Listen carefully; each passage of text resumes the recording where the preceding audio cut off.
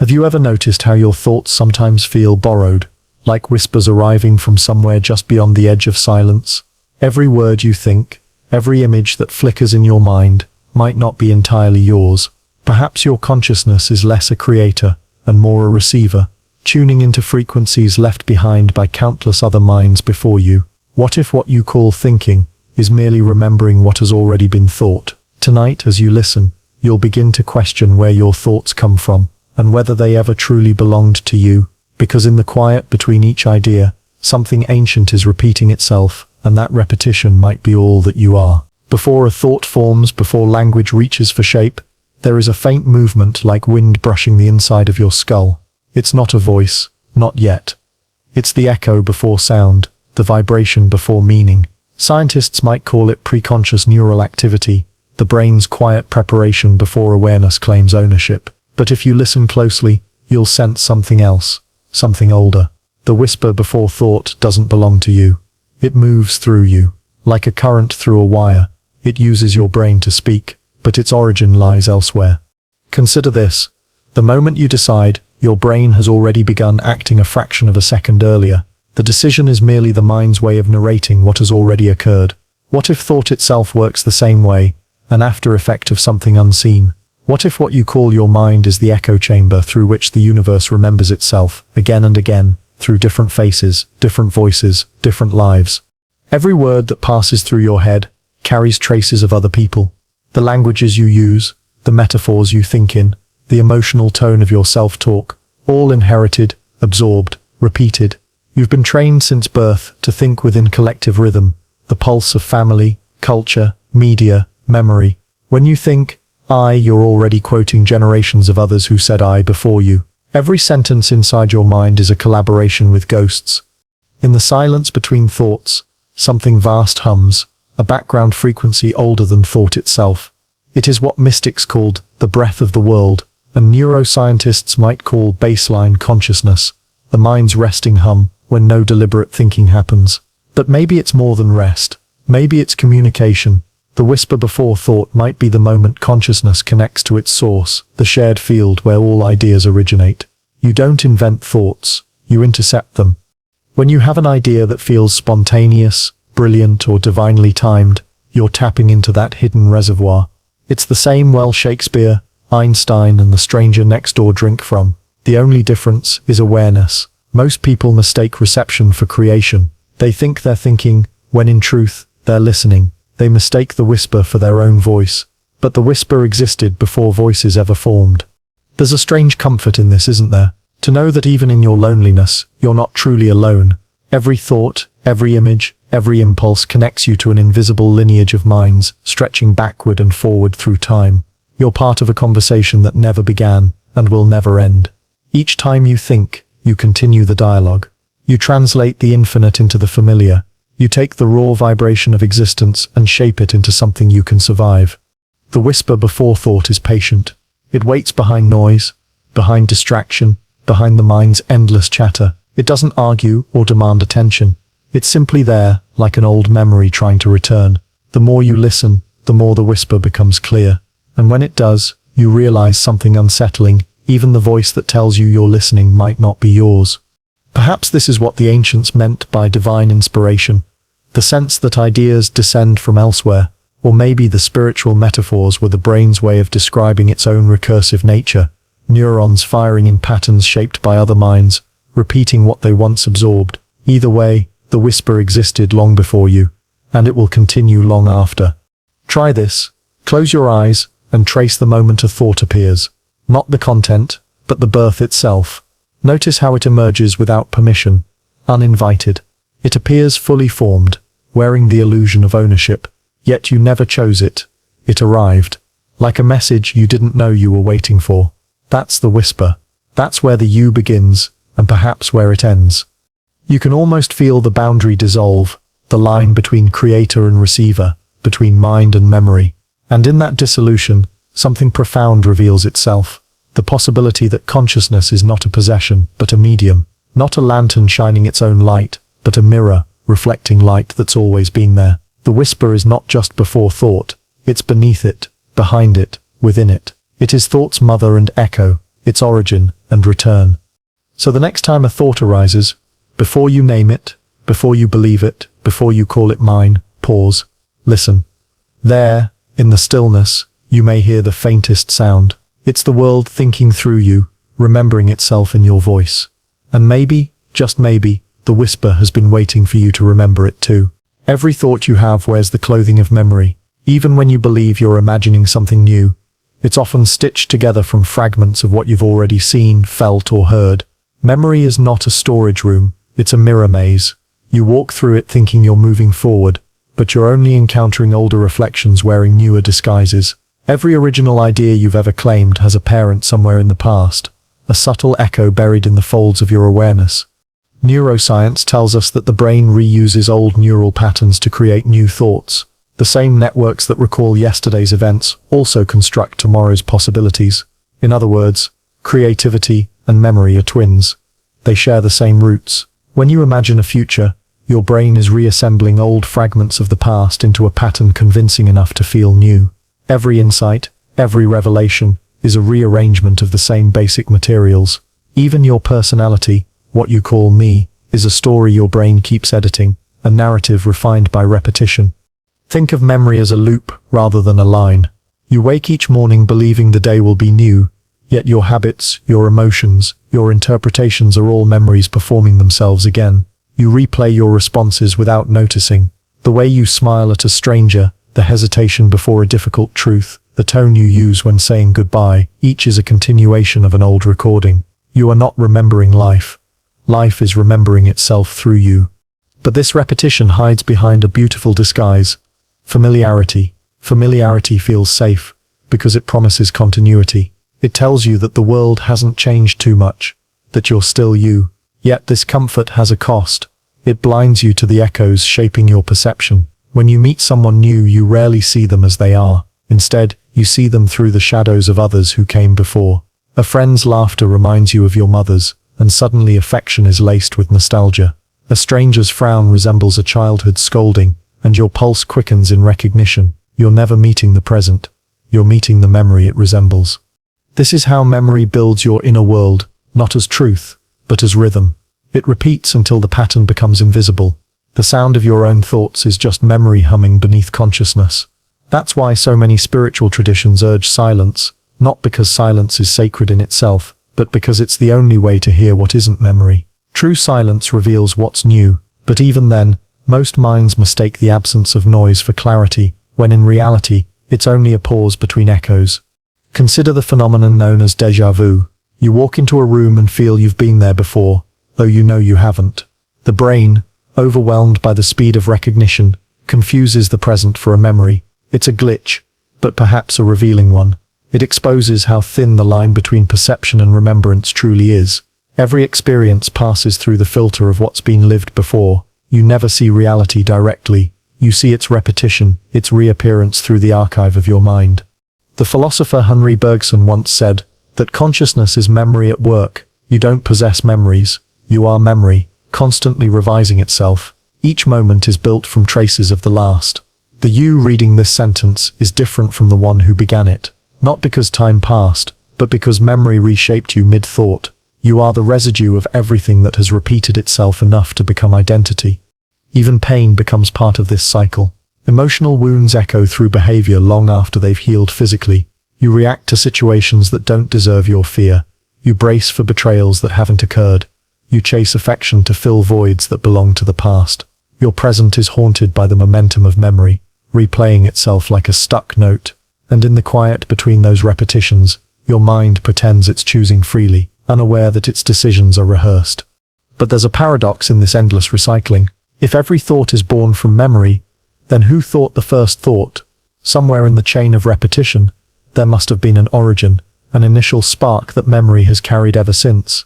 Maybe it wasn't a person at all.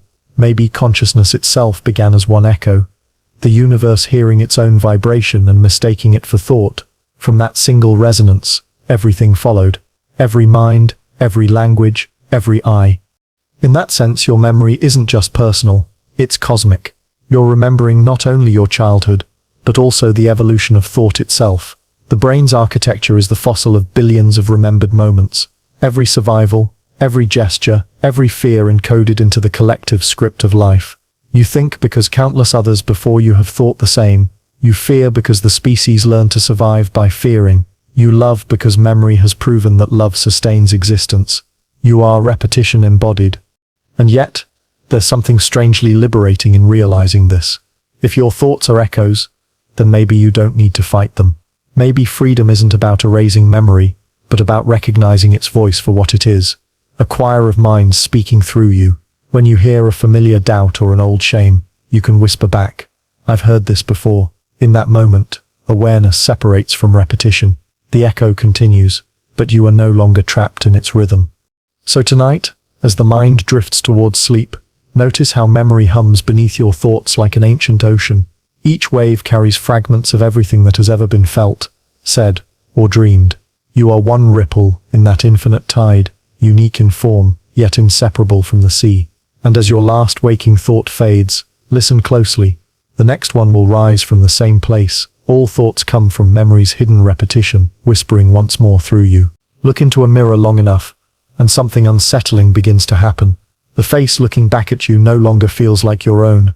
The contours blur, the eyes become unfamiliar, and the reflection seems to observe you independently. It's a phenomenon psychologists call the strange face illusion, and it reveals something deeper about consciousness, that your mind too is a mirror, one that reflects more than it creates.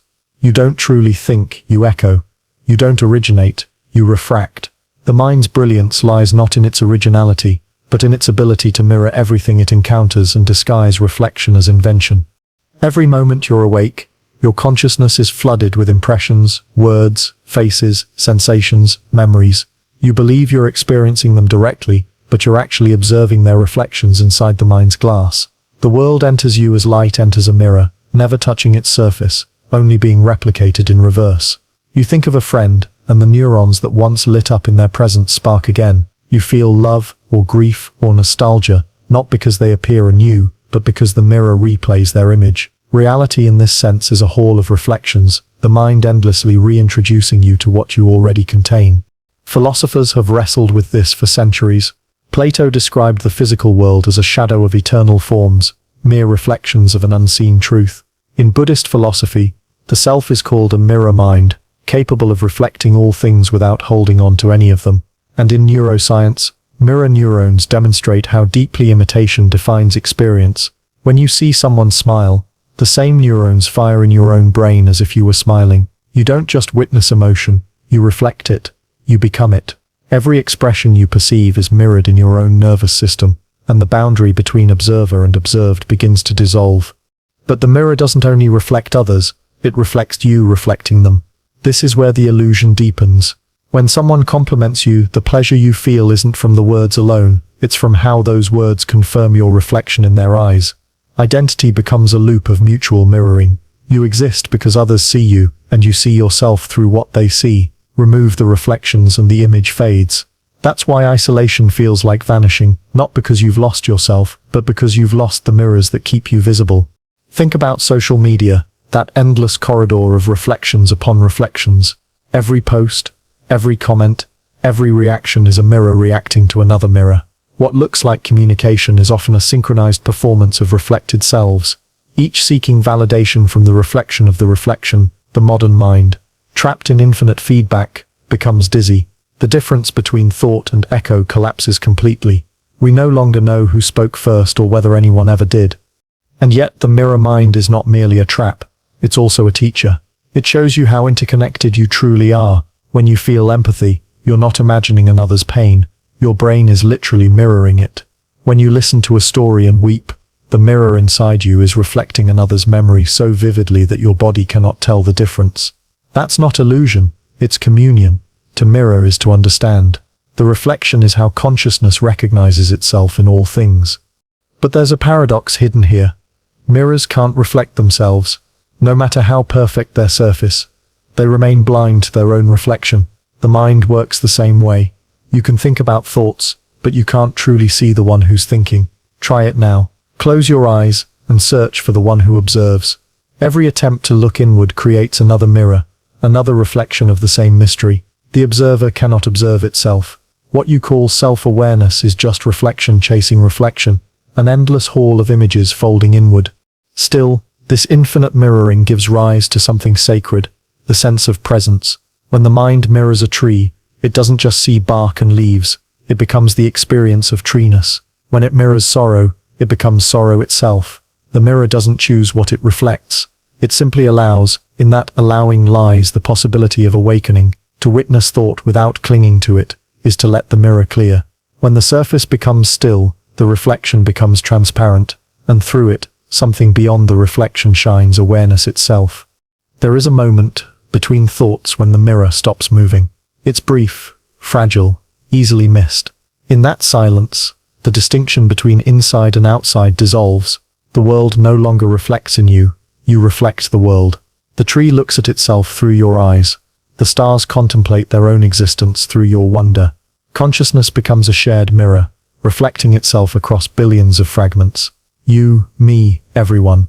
We are pieces of one vast reflective surface, learning to see the whole by observing the shimmer of each part. So perhaps the mind isn't meant to be emptied or silenced completely. Perhaps its true purpose is to reflect so deeply that the separation between mirror and image disappears altogether.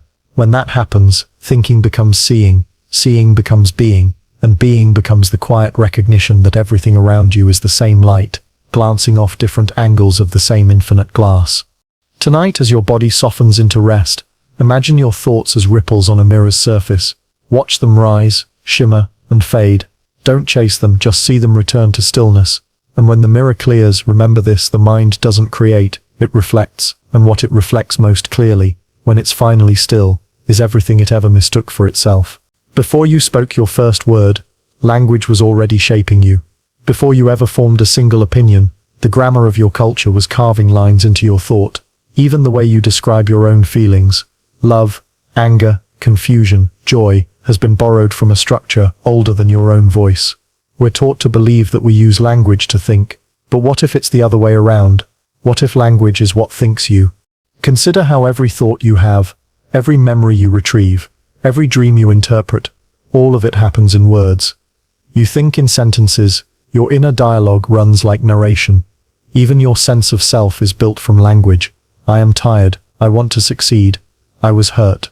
The word I acts like an anchor, a fixed point in a sea of shifting impressions, but that I was taught to you. You didn't choose it, you inherited it. You didn't design your vocabulary, it was given to you by others, long before you ever understood what words could do. The philosopher Ludwig Wittgenstein once said, "The limits of my language mean the limits of my world." In other words, if you don't have the word for something, it becomes nearly impossible to truly think it. Language doesn't just help you communicate your thoughts, it defines what is possible to think at all. Entire cultures experience reality differently, based on how their language frames time, space, color, emotion, even agency. In some indigenous languages, for example, verbs dominate over nouns. Existence is defined by motion and relationship, not fixed identity. A river isn't a thing, but a flowing. You don't have an idea, you are being thought by. Now pause, and let that twist quietly in your mind. You are being thought by language. Every idea you believe is yours might be the echo of linguistic scaffolding, an invisible architecture inside your skull. Your anger, your hope, your longing for the future, all dressed in words that were modeled, repeated, shaped by someone else. Even your silent thoughts come with accents. The cadence of your inner voice is a remix of every voice you've ever heard. Parents, teachers, movies, books, strangers passing on sidewalks. The self, in this view, is less a speaker and more a performance, language acting itself out. Let's go deeper. Imagine someone raised in a completely languageless environment. What would their thoughts sound like? Would they even have thoughts in the way we define them? Without grammar, can there be logic? Without words, can there be memory as we understand it? Narrative, context, cause and effect. Neurologically, the answer seems to be barely. Studies of feral children, tragically raised without human language, show us minds without continuity. They react, they feel, but they do not narrate. Without the mirror of language, consciousness cannot stabilize itself. It flickers, floats, forgets. Language doesn't just give us the power to think, it gives us the illusion of control over thinking. You might believe you're directing your thoughts, But in reality, you're walking down paths laid by vocabulary. Say the word freedom, and your brain activates patterns it has rehearsed 1,000 times. It pulls images, stories, symbols from memory, not because you intended to, but because that's how language works. It doesn't ask for permission. It triggers chains of association, emotion, and identity. Have you ever tried to sit in silence, completely thoughtless? It's nearly impossible. Even your awareness of silence comes with words. Quiet, empty, still. Language creeps in, like ivy through a broken window. You might suppress speech, but the structure remains. The architecture of grammar shapes the walls of your mind. You think in subject and object. You assign blame, credit, cause. You filter everything through tense. What was, what is, what will be. And yet, none of this is inherent. It's all learned. Every sentence you think is borrowed. And this borrowing has consequences. If language builds your reality, then the kind of language you're surrounded by determines the kind of mind you inhabit. A person raised in a world of threat-heavy language, words like danger, failure, punishment, will build a brain trained for fear. Another raised in a vocabulary of curiosity, wonder, explore, discover, will build a brain tuned for possibility. You become fluent in the emotional tone of your environment. And unless you question the language that thinks you, you'll mistake its limits for your own. But here's the paradox. You can't escape language by fighting it with more language. You can't argue your way out of a mental trap if the very tools you're using are part of the trap. This is why so many spiritual traditions emphasize mantras, silence, poetic riddles. They try to fracture the linguistic grip on the mind, to glimpse awareness beyond words, not to kill thought, but to remember that thought is not the same as truth. Language is beautiful. It sings, it mourns, it allows one mind to touch another across distance and time. But it's also a filter, a mask, a trickster. It will tell you that you're broken when you're only changing. It will say you're late when time itself is imaginary. It will whisper that you're alone, using the word you, when in fact the self behind that word is the same self speaking through every living thing. So as you drift towards sleep tonight, observe the language rising in your mind. Listen not to what it says, but how it says it. Notice the rhythms, the inherited phrases, the tone of voice you didn't choose. Ask yourself gently, is this thought truly mine? And then, beneath the words, feel the silence from which they rise. That stillness is what you are, not the sentence, but the space around it, not the thought, but the awareness being thought. Because when language no longer thinks you, something else begins, and that something has no name. You speak in voices that aren't yours, not just occasionally, but constantly, unconsciously, and with startling fluency.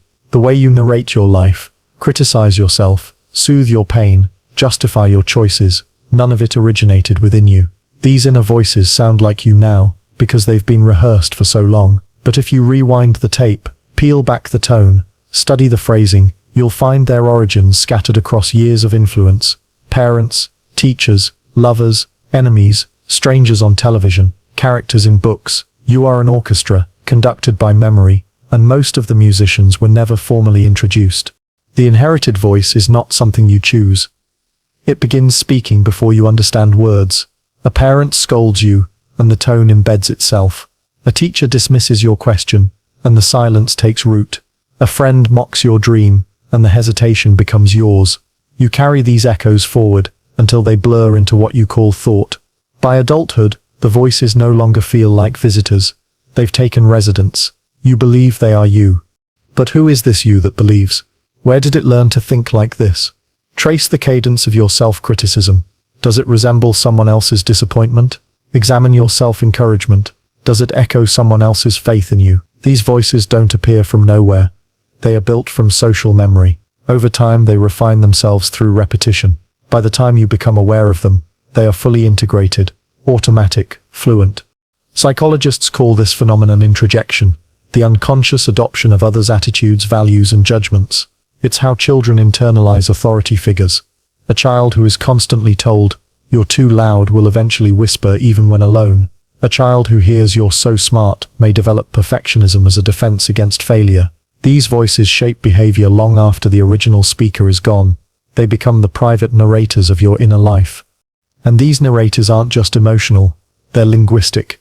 They choose your vocabulary, your metaphors, even your grammar of thought. If you grew up in a house where failure was framed as shameful, your internal monologue likely includes words like should, disappoint, not good enough. If love was conditional, your thoughts might be littered with prove, earn, if only you are fluent in the emotional language you were raised on. And unless questioned, it becomes permanent. But here's the paradox. You trust the inherited voice more than your own silence. Even when it hurts you, even when it lies. That's the power of early repetition. It feels like truth, and truth, repeated enough, becomes identity. So when the voice says, you'll never succeed, it doesn't sound like an opinion, it sounds like reality. You don't argue, you nod. Yet there's a strange comfort in knowing this voice is inherited, because what's inherited can also be inspected. You can learn to ask, whose voice is this really? And more importantly, do I want to keep it? Self-awareness begins not with new thoughts, but with the recognition that most of your old ones were never yours to begin with. Consider how children mimic adults long before understanding them. A toddler scolds their doll in a tone they once heard directed at them. A teenager uses sarcasm borrowed from sitcoms. Adults copy political rhetoric they absorbed from headlines. We do not invent our speech. We echo what surrounds us. The inherited voice survives by camouflage. It blends in so well that you forget it's foreign. Even your spiritual or philosophical beliefs are often someone else's phrasing. The books that moved you most deeply left not just ideas but cadences. The thinkers you admire carved grooves into your neural pathways. Their words became your default descriptions of meaning, purpose, fear, and that's not wrong. Inheritance is how culture survives, but it also means your deepest insights might be echoes, beautiful echoes, but echoes nonetheless. And then, there's the darker side. Trauma can distort the inherited voice into something cruel, rigid, punishing. A person raised in constant fear may develop an inner critic that never rests. This voice doesn't just echo the past, it reenacts it. It becomes a looping monologue that rewrites the present in the image of old wounds. Even when circumstances change, the voice remains. It tells you, don't trust them, even when no threat exists. It whispers, you're not safe, even in moments of calm. But you can't fight this voice directly. It thrives on resistance. The more you argue, the more it adapts. What you can do is witness it. Not believe it. Not silence it. Just observe, let it speak, and listen, not for content, but for origin. Where did this tone come from? Whose disappointment is it channeling? What event, what phrase, what face gave birth to this sentence? Eventually, something remarkable happens. The voice softens, not because it's wrong, but because it's seen. When you witness the inherited voice without judgment, it loses its authority. It becomes what it always was, a memory, not a master. And in that space, something else emerges, your true voice. Not one crafted from reaction, not one designed to please or protect, but something quieter, older, more spacious. A voice that doesn't narrate constantly. A voice that doesn't need to be right. A voice that speaks rarely, and only when silence cannot hold it. You may find this voice beneath poetry, or while walking alone at night, or in the final moments before sleep, when the inherited voices tire and fade. It won't sound like confidence. It will sound like stillness. Not an answer, but an opening. Not a story, but a question. Not this is who I am, but who is speaking now. So tonight, as the inherited voices rise again telling you what to fix, what to fear, what to regret, pause, let them pass through like wind through an open window. You don't have to believe them. You don't even have to stop them. Just ask, whose voice is this? And in that question, you might finally hear your own. Silence is not the absence of sound. It's the absence of permission. In the modern mind, it feels like something's wrong if nothing is speaking. You reach for your phone, hum a tune, think a thought, anything to fill the quiet. But what happens when you don't fill it? What rises when you sit, alone, without agenda, without narration? The answer is rarely peace. What emerges first is noise, the backlog of unspoken reflections, the residue of voices you never realized were still echoing through you. Silence, it turns out, is not empty. It's where everything you've tried to suppress gathers to be heard. At first, this feels overwhelming. Your mind floods with unfinished arguments, rehearsed apologies, regrets you thought you buried. The volume of internal life becomes unbearable. You see your past flash like 1,000 unfinished mirrors. You expect silence to bring stillness, but instead it becomes a haunted room, lit not by clarity, but by flickering memory. But stay longer, and something begins to shift. The chaos doesn't disappear, but you stop flinching, you let it echo, you begin to observe. That sips when the first true reflection appears. Reflections inside silence don't look like regular thoughts. They don't arrive with language or logic. They don't argue, explain, or persuade. They feel more like presence, like standing in a room where something important is about to speak, but hasn't yet. These reflections aren't what you think. They're what watches you think. The deeper you go into silence, the more you realize there is a part of you that never speaks, never reacts, never insists. It simply sees. It has seen every version of you come and go, and it doesn't mind. This silent observer doesn't demand change. It offers space. And in that space, real perception begins. You might believe that thinking is how you know yourself. But that's an illusion. Thinking creates identity. Yes, but only through repetition. The thinker is not the knower. The thinker is a loop, a function. The knower is silent. And the only way to hear it is to stop feeding the loops. Every time you resist silence by chasing a thought, you turn away from the observer. But every time you let a thought rise and fall without chasing it, you turn toward that deeper presence. This is why so many ancient practices from Zen to Vipassana to contemplative prayer center around silence. Not as a technique, but as a portal, a threshold. Silence strips away the inherited voice, the internal monologue, the urgency to be someone. And without those masks, something strange happens. You forget what you're supposed to be, and remember what you've always been. Not an idea, not a role, not a name, just awareness. Just this. In silence, reflections arise that don't come from memory. They come from truth. Not absolute truth, but experiential truth. The kind that doesn't need proof, because it feels like remembering. You suddenly recall something you never learned. You realize a wound you thought was healed still aches in your posture.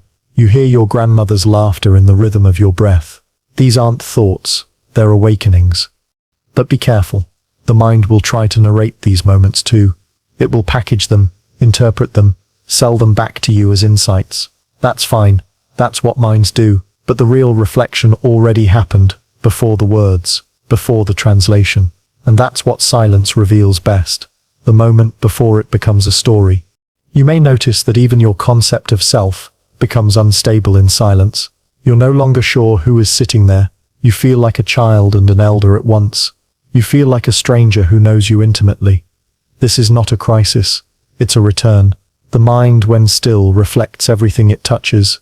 And when nothing is being touched, it reflects itself. That's when the illusion breaks. You see the mind not as you, but as something you're watching. And then the question arises, who is watching the watcher? That's where words fail.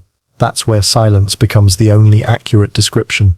And in that silence you might laugh, or cry, or sit so still the air forgets you're there. You don't disappear. You expand.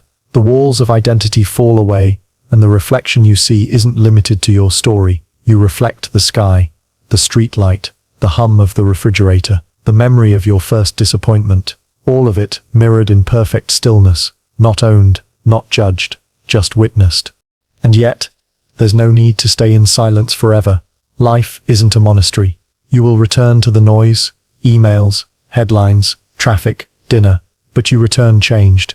You now know that beneath the story of your life, silence waits, and inside that silence, your truest reflections dwell, not the versions of you shaped by others, but the one who sees without reacting, who listens without comment, who reflects without distortion.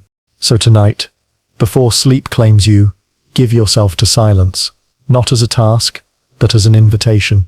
Let the noise come and pass. Let the memories knock and leave. Sit beneath the surface, in the space between breaths, and ask nothing. Just watch. Somewhere in that stillness, your real reflection is waiting.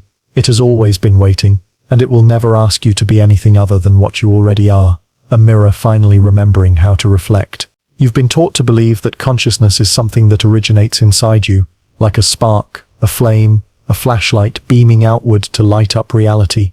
The world exists out there, and you, the conscious self, sit inside your skull projecting awareness onto it.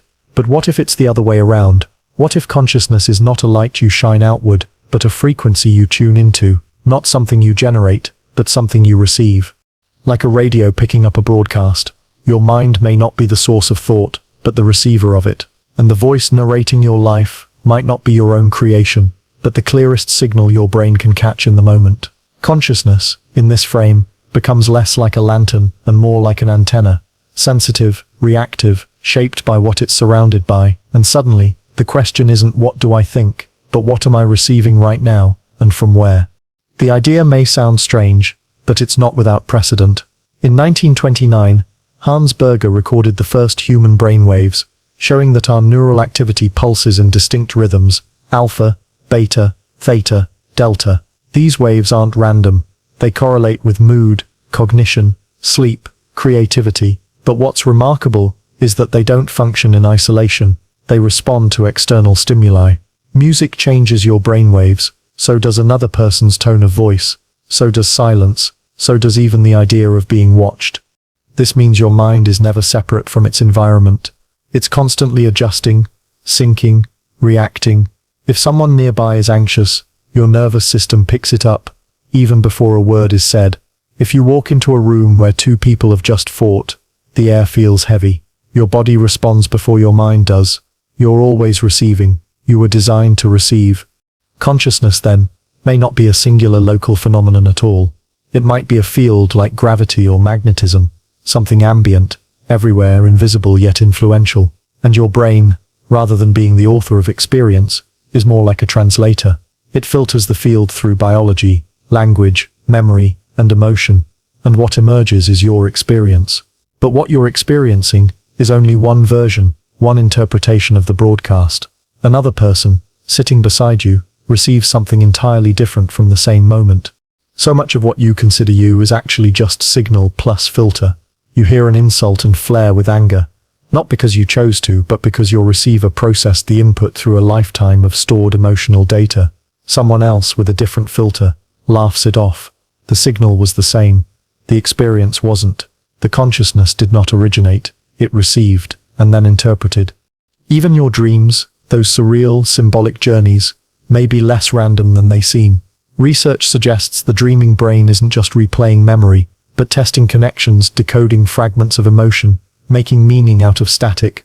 It's still receiving, even while cut off from external input. The dream might be the brain trying to tune in more deeply to internal frequencies that waking consciousness drowns out. This model, consciousness as receiver, also opens up new understandings of phenomena, often labeled mystical. Ever had a gut feeling that turned out right? A thought that felt like it wasn't yours? A word you needed to hear arriving just in time from a stranger's mouth?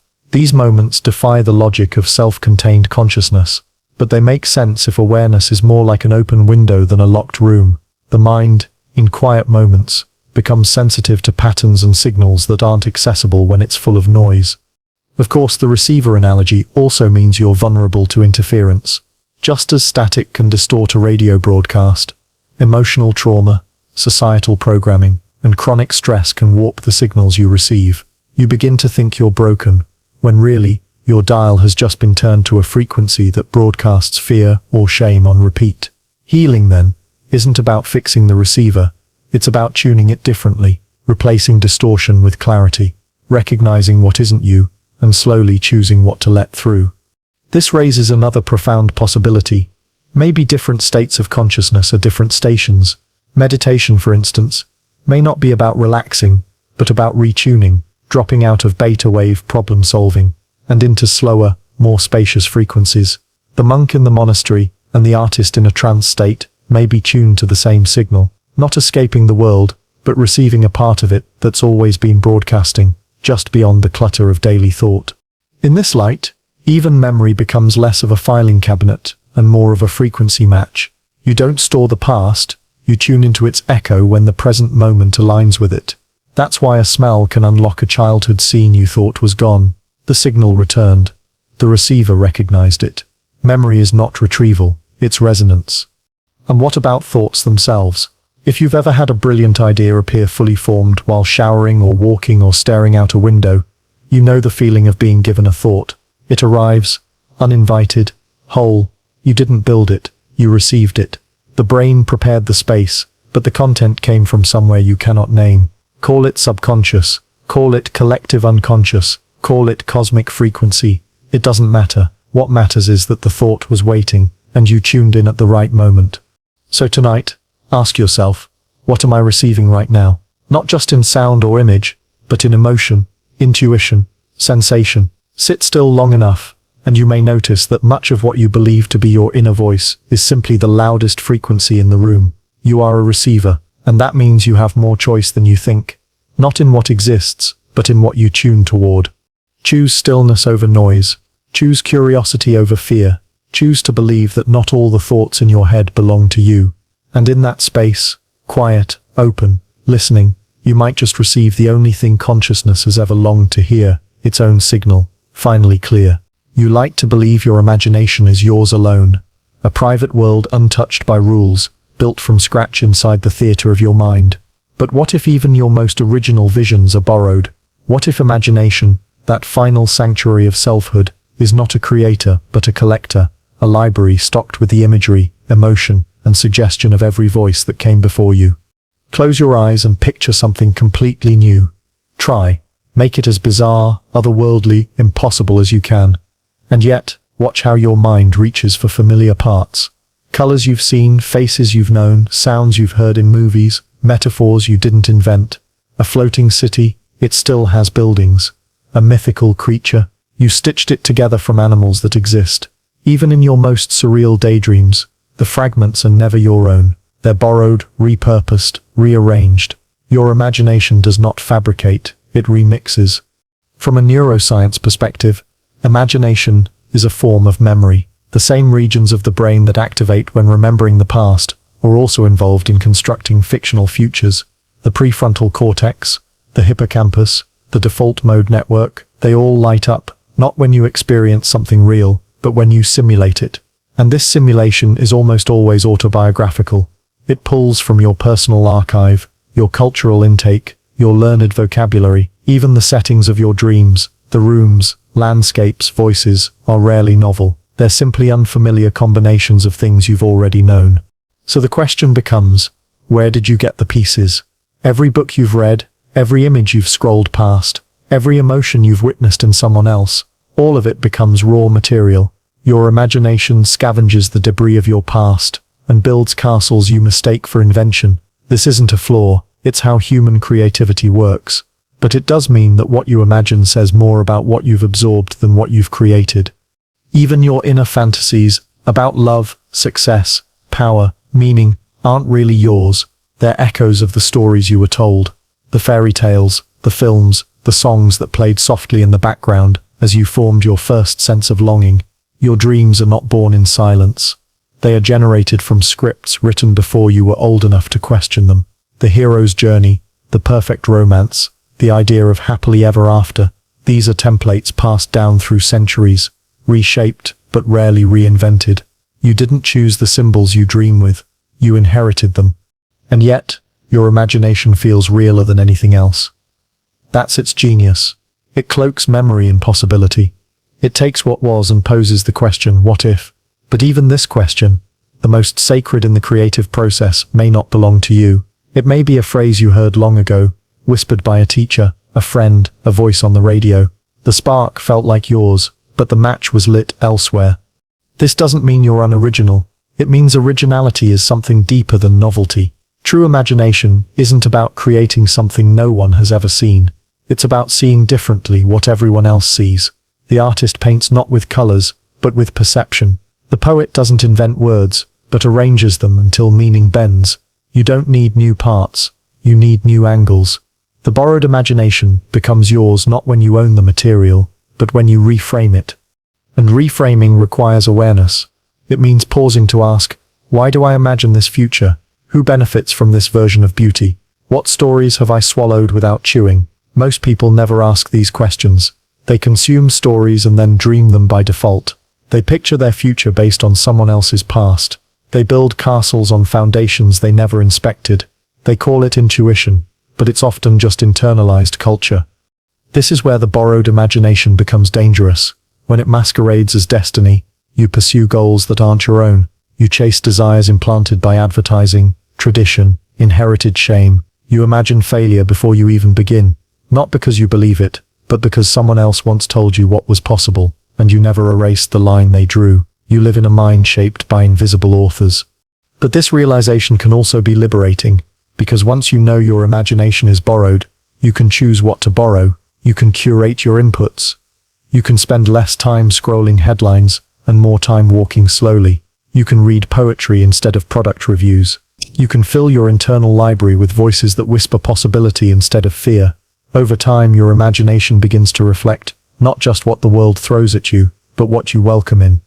And eventually, something surprising happens. The borrowed imagination evolves. It stops merely remixing the past and starts sensing the edges of something new, a wordless hunch, a subtle knowing, an image that doesn't come from memory, but from somewhere else. You don't know where you saw it. You've never been there, but it feels true. This is when the imagination becomes not a mirror, but a bridge to the unconscious, to the collective, to what some might call the soul. Now you are no longer borrowing, you are receiving. Tonight, as you drift into sleep, notice the images that begin to rise, the flickers of scenery, the strange voices, the quiet anticipation of dream. Ask yourself, whose dreams are these?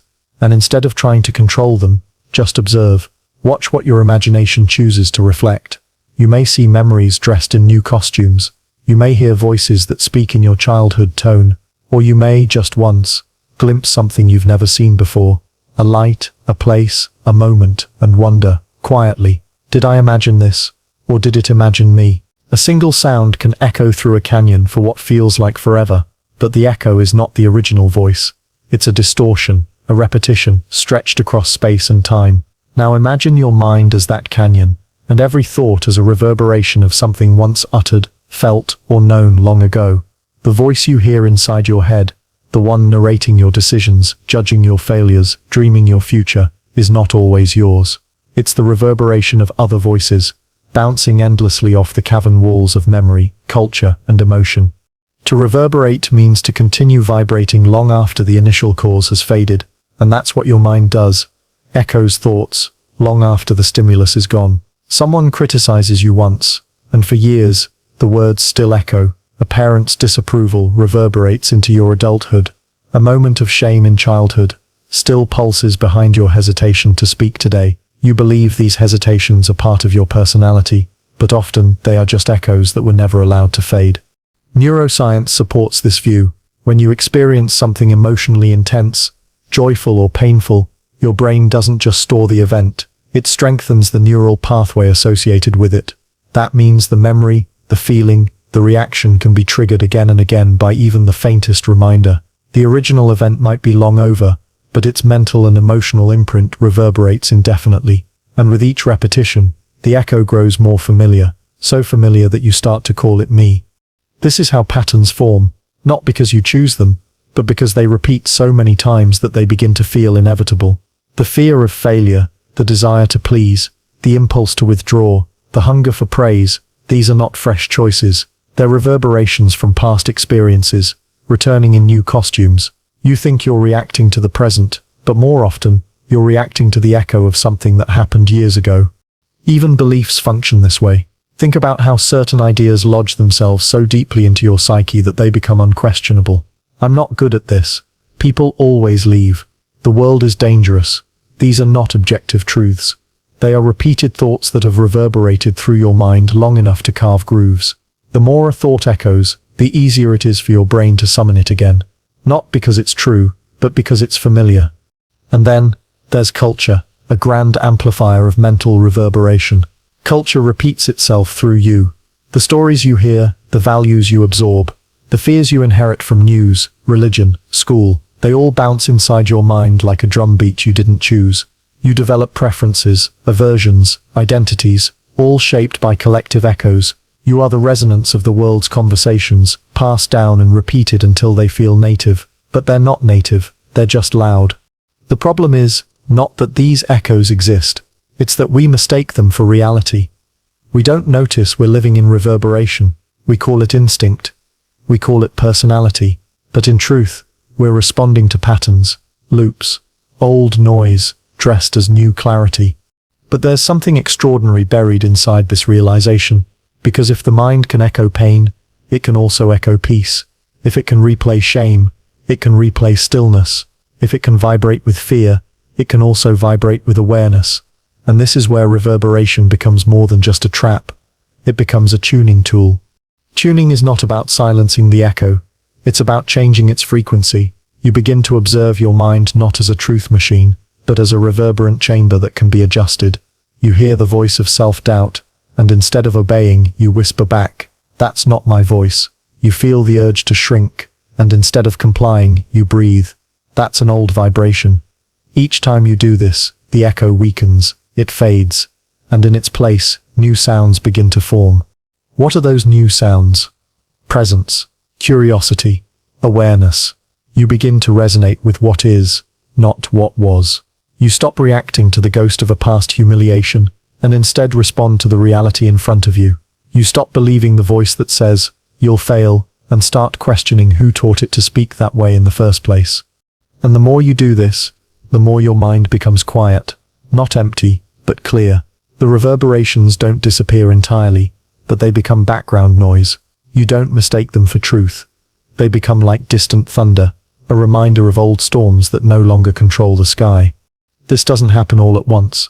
The canyon walls of the mind are deep, and some echoes take years to fully fade. But every moment of observation is an interruption. Every pause before reaction is a shift in resonance. Every breath taken in silence, without trying to fix or analyze, is a new note introduced into the chamber. Slowly, your mind learns to reflect what's real, not what's remembered. So tonight, before you drift off, listen to the last thoughts whispering through your head. Are they new, or are they reverberations? Don't judge them, just notice, let them echo, let them pass, and then wait, gently, for the moment of stillness that follows. In that quiet, something else begins to stir. Not a thought, not a voice, but the awareness beneath it all. The chamber is still. The echoes have faded. And for once, you are not vibrating to someone else's memory. You are simply here. There's a voice in your head that speaks with such authority, such consistency, such intimacy, that you rarely question it. It sounds like you. It narrates your day, explains your behavior, critiques your choices, offers commentary on everything from your appearance to your worth. It finishes your sentences before you speak them, and the most remarkable thing, you have no idea where it came from. This voice doesn't introduce itself. It has no name. You didn't hire it, invite it, or vote it in. It arrived early before memory, and it never left. It lives inside you, yet it behaves like an outsider who moved in and claimed the space as its own. And though it constantly talks about you, it never is you. It comments, corrects, narrates, but it never experiences you do. It just tells the story afterward. Psychologists call this the default mode network, a set of brain regions that activate when you're not focused on a task, the place your mind goes when it's idle. It spins narratives, replays conversations, imagines futures, relives the past. It creates the illusion of a continuous self by stitching together thoughts into a running monologue. But even neuroscientists admit, it's not clear who, if anyone, is directing that monologue. It just runs. So if this voice is always present, and yet you never consciously chose it, the question arises, whose voice is it? And stranger still, does it have an origin at all? It might be tempting to trace it back to childhood, to say it mimics your parents, your environment, the culture you absorbed. And in many ways, that's true. Much of the voice's content is borrowed. Warnings you heard growing up, beliefs modeled by others, emotional tones picked up like second-hand clothes, but content isn't the same as origin. The voice itself, the capacity for this inner narration, this unending commentary, feels more primordial, more embedded, like a program that came pre-installed, waiting to be filled with data.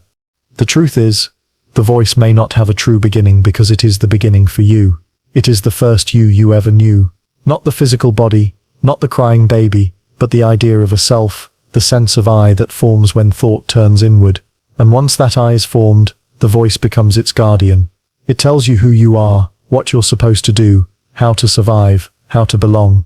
It defines the world, not based on truth, but based on continuity. It doesn't need to be right, it just needs to be consistent. And that's why it feels so dangerous to question it. Because when you ask, who is speaking, you don't just challenge the voice, you challenge the whole architecture of your identity. If the voice has no clear origin, then maybe the I it speaks to also doesn't. And if that's true, then perhaps consciousness isn't a speaker at all, but a space, a listening, a silent field through which voices pass.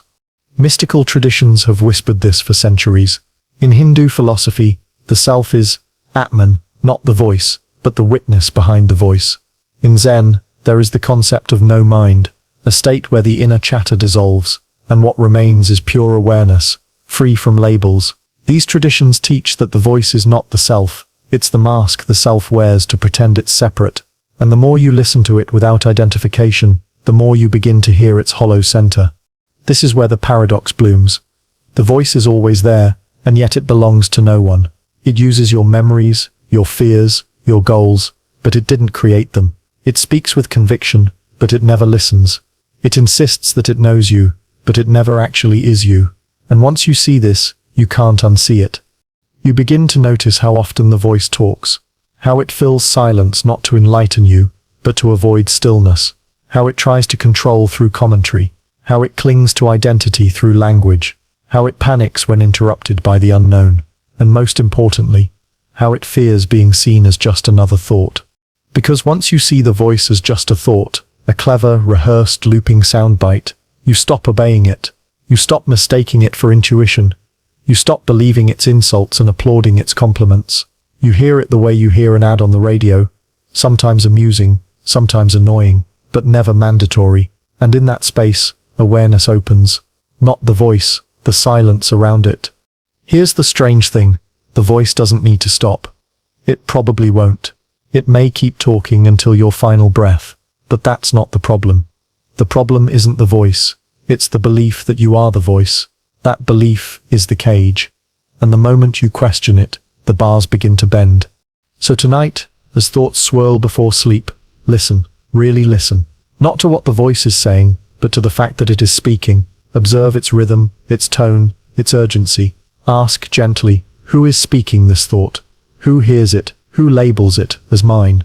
And in the gap that follows that question, tiny, fleeting, sacred, you may glimpse something else. Not an answer, not another voice, but a quiet that holds all voices without becoming them.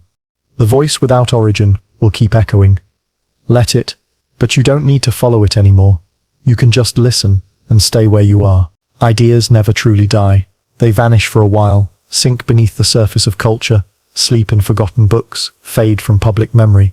But then, seemingly out of nowhere, they rise again, rewarded, repackaged, wearing new metaphors. What you believe is a revelation today might be the echo of something someone whispered 1,000 years ago under candlelight. You think you're discovering it for the first time, but the idea is simply reincarnating, returning in your mind after lifetimes of being passed from voice to voice, consciousness to consciousness. We rarely think of ideas as having lives of their own. We treat them like tools, things we use to build understanding, win arguments, or navigate the world. But ideas are more like organisms.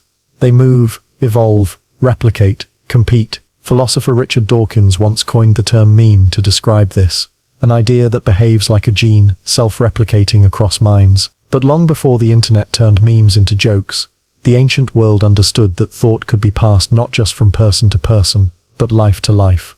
Reincarnated ideas often hide in plain sight. Take, for example, the notion of the soul leaving the body and entering another. You'll find it in Hinduism, Buddhism, Plato's philosophy, Gnostic texts, tribal folklore, psychedelic visions. These weren't all in contact with each other. The idea simply returned, again and again in different times, dressed in different language, not because it was true in the factual sense, but because it resonated. It solved a riddle that haunted the human condition.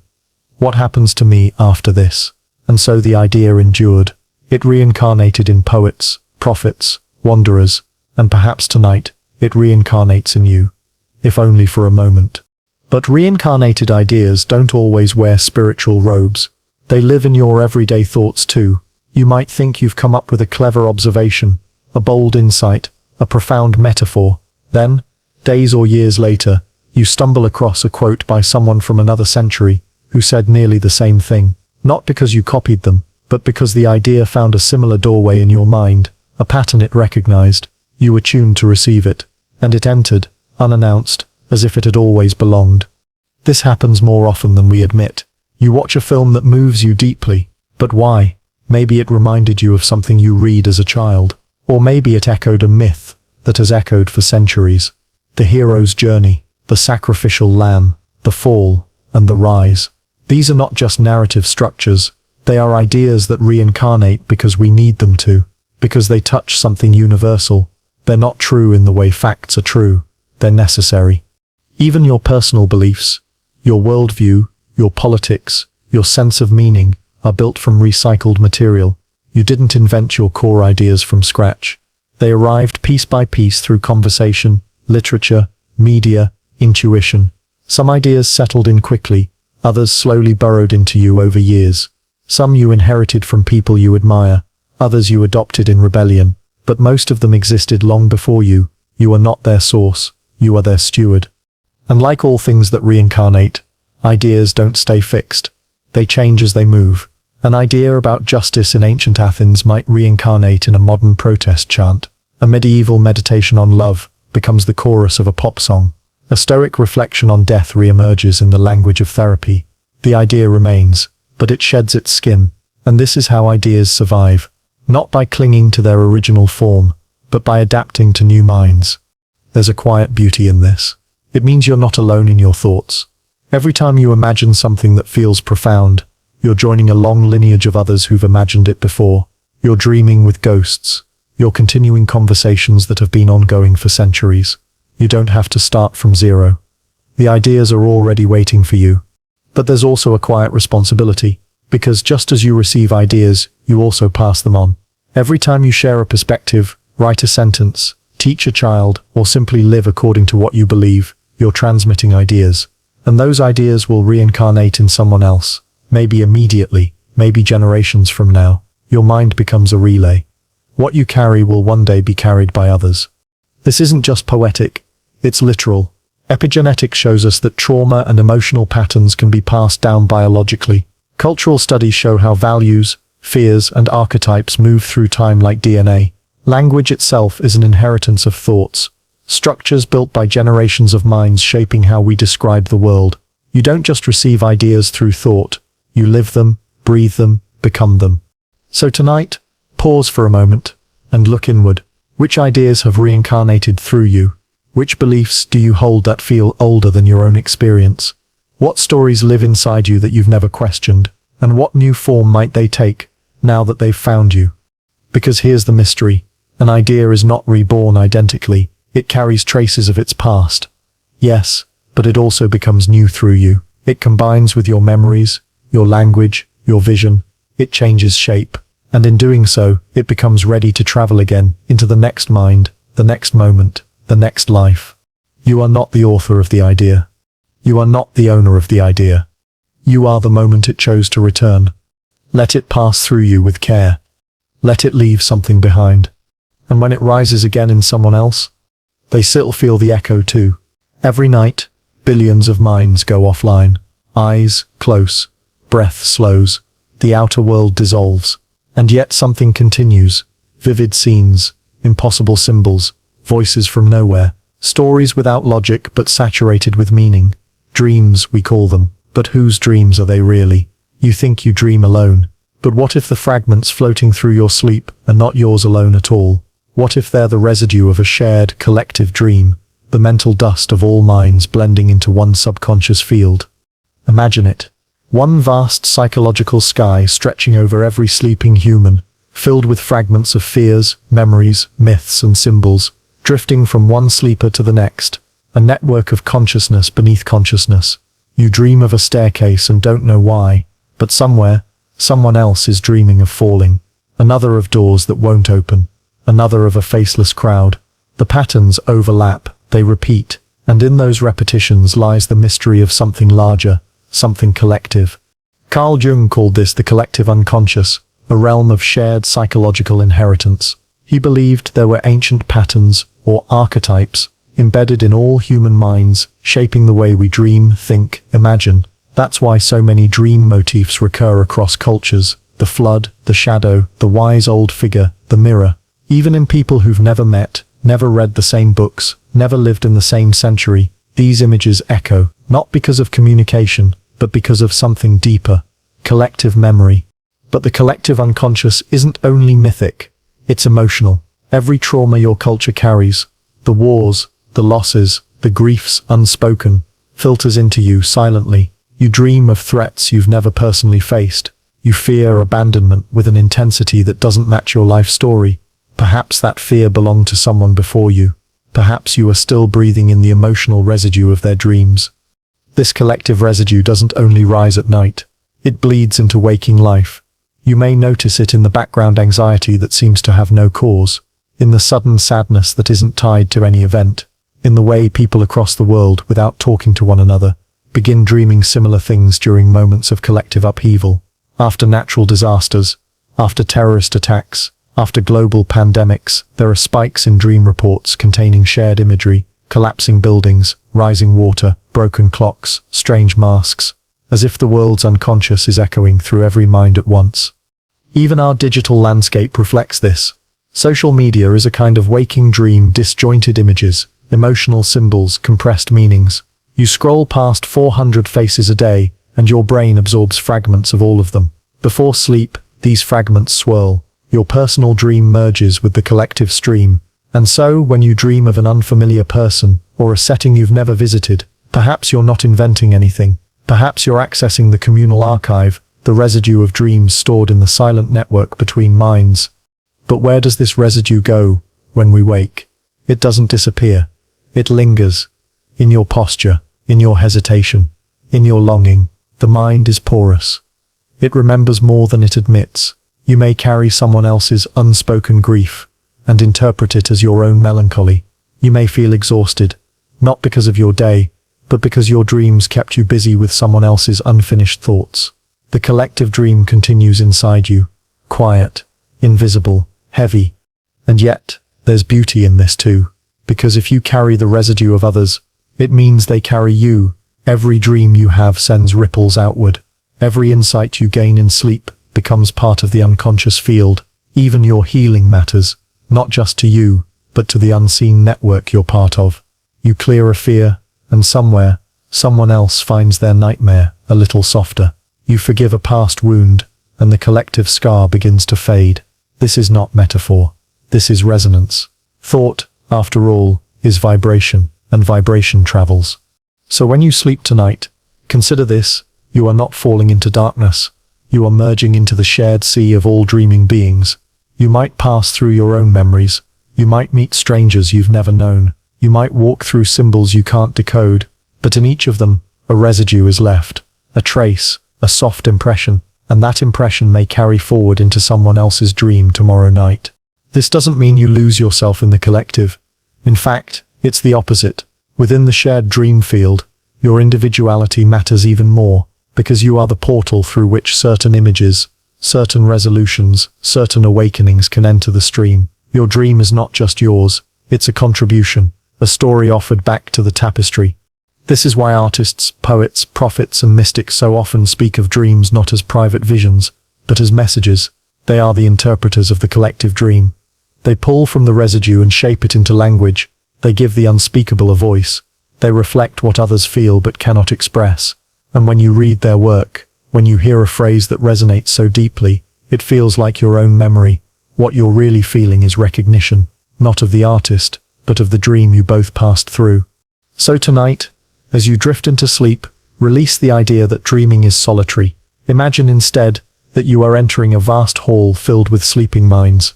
And in that hall, thoughts float freely, emotions move like wind, images pass from one to another without ever asking permission.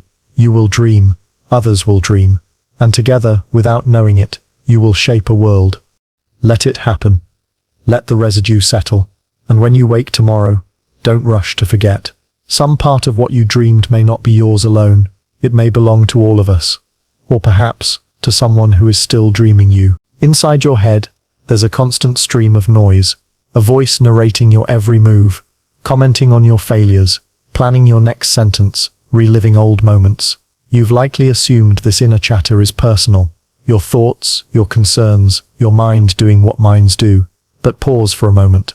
Consider how strangely similar your inner voice is to everyone else's. The insecurities, the distractions, the sudden fear, the looping self-doubt. The noise doesn't feel private anymore. When you realize everyone else is hearing a version of the same thing. What if the noise inside your head is not entirely yours? What if it's shared, like static from a signal that passes through us all? The shared inner noise is subtle. You notice it most in public places, a crowded subway, a classroom just before a test, the waiting room at a hospital. You enter the room and instantly feel something, an edge, a hum, a tension. No one speaks it out loud, but everyone feels it. It's as if all the silent thoughts have combined into one low frequency, humming beneath the surface. This isn't imagination. Your nervous system responds to the emotional atmosphere of others, even without verbal input. Scientists call it social contagion. Emotions, attitudes, and even physiological states like heart rate and breathing can synchronize across groups. And this noise travels through media, through culture, through families. If everyone in your environment believes something about success, love, fear, death, you absorb it like background radiation. It becomes your thought before you realize it was ever someone else's. You begin to believe that your anxiety is personal, when in truth it's ambient. It's the noise of a culture built on speed, comparison, performance. It's the mental wallpaper of a world that doesn't know how to be still. This is why certain thoughts feel so loud, not because they're true, but because they've been repeated by countless minds. You're not good enough. You should be further along. What if something goes wrong? These are not personal insights. They are common frequencies, echoes passed from person to person, reinforced by stories, advertising, school systems. You didn't invent these voices. You tuned into them, and when enough people believe the same fear, it begins to masquerade as fact. Even your preferences, what you like, dislike, aspire toward, are shaped by this shared noise. You scroll through images on social media and begin to feel desire you didn't have 5 seconds ago. A stranger's vacation, a celebrity's smile, a product review. These are not just visual data points. They're emotional signals, and they activate echoes inside your mind that were placed there long ago. You think, I want that, but the wanting is part of the broadcast. The signal doesn't come from within, it arrives from the outside, dressed in the illusion of selfhood. This becomes more obvious in groups. Ever notice how easy it is to adopt the dominant emotional tone of a conversation? One anxious person in a room can spread nervousness like smoke. One angry driver can trigger road rage in 5 others. It's not just mimicry, it's absorption. Minds are not walled gardens. They are antennas. You receive what others project and then unconsciously rebroadcast it. The noise loops. But there's something deeper at play. This shared noise isn't just emotional, it's existential. At the core of human experience is a shared uncertainty. What are we doing here? What does it mean? Are we safe? Are we loved? These questions haunt us, but we rarely ask them aloud. Instead, they become the baseline of our internal monologue, a constant hum beneath the melody of daily thought. And because we don't say them, we assume we're the only ones hearing them. We stir not. If you could sit quietly inside someone else's mind, you'd hear echoes of your own, the overthinking, the regrets, the flashes of memory, the brief dreams, the silent dread. Our thoughts wear different clothing, but they share the same body. Every mind is haunted by the same ghosts. The fear of not being enough, the longing to be seen, the confusion of being alive. These are not your burdens alone. They are humanity's background noise. But here's the paradox. Once you realize the noise is shared, it becomes quieter. Not because it goes away, but because you stop taking it personally. The voice in your head saying, "You'll mess this up," loses its grip when you know someone else is hearing the same thing. The self-doubt becomes less real when it's revealed as common code, not personal prophecy. You begin to see thought not as truth, but as traffic, passing through you, but not originating in you. And in that moment of detachment, something shifts. The noise doesn't vanish, but it softens. You no longer fight every thought. You watch, you let it play, like background radio in a room you no longer need to control. You become less interested in every word it says. And in the quiet that follows, you begin to hear something else, something beneath the shared noise. Stillness. Not silence, but stillness. A presence that isn't saying anything, but is watching everything. It doesn't argue. It doesn't repeat. It doesn't panic. It simply is. And the more you rest in that stillness, the less urgent the noise feels. You remember, this thought is not me. This fear is not mine. This worry is not truth. It's just the hum of 1,000 minds, trying to make sense of existence. So tonight, when the noise returns, as it always does, don't fight it. Don't believe it. Just listen. Hear the patterns. notice the repetitions, and then whisper to yourself, "It's not just me." And in that recognition, find peace, not in silence, but in the awareness that the noise belongs to all of us, and none of us at once. You are not the noise. You are the sky that hears it. You spend most of your life inside a narrow window of consciousness. What you're thinking now, what you're doing now, what you're planning next. But behind that small window, behind the moving thoughts and shifting feelings, something else lingers. Something older, something quieter. It doesn't announce itself, it doesn't compete for attention, but it's always there, just beneath awareness, pulsing like a distant heartbeat. These are the echoes behind awareness. The thoughts you didn't quite catch, the sensations you didn't notice, the memories you never invited, but keep returning in disguise. Most people assume that awareness is a spotlight. Whatever it shines on is real, and everything outside it is irrelevant. But neuroscience tells us a different story. Your brain processes billions of signals every second, only a tiny fraction of which reach conscious awareness. The rest, they live in the background. They whisper instead of shout, and those whispers, over time, shape your mood, your reactions, your beliefs. You're not thinking them, but you're still carrying them. Have you ever walked into a room and suddenly felt uneasy, without knowing why, or met someone who reminded you of something you couldn't name, or reacted with emotion that felt disproportionate, only to realize later it was triggered by something buried? That's the echo, not the conscious thought, but the imprint left behind, like a sound still vibrating through the walls, long after the voice has stopped. Freud called it the unconscious. Jung called it the shadow. Today, psychologists might describe it as implicit memory or subconscious processing. But the truth is, older than terminology. Humanity has always sensed that our waking mind is only the tip of the iceberg, that beneath it is a vast reservoir of impressions, half-formed ideas, ancestral fears, cultural programming, all alive and active, even when unseen. These echoes shape more than your mood. They shape your identity. You think you're making choices, forming opinions, creating meaning, but often, you're following pathways carved long ago. You react to conflict based on childhood patterns. You pursue relationships based on templates inherited from parents or media. You sabotage opportunities, because somewhere deep inside, an old voice still whispers, "You're not ready." And because these echoes live behind awareness, they're hard to catch. You can't think your way into noticing them. You have to feel your way. They show up in physical sensations, tightness in the chest, heaviness in the gut. They show up in dreams, metaphors, slips of the tongue.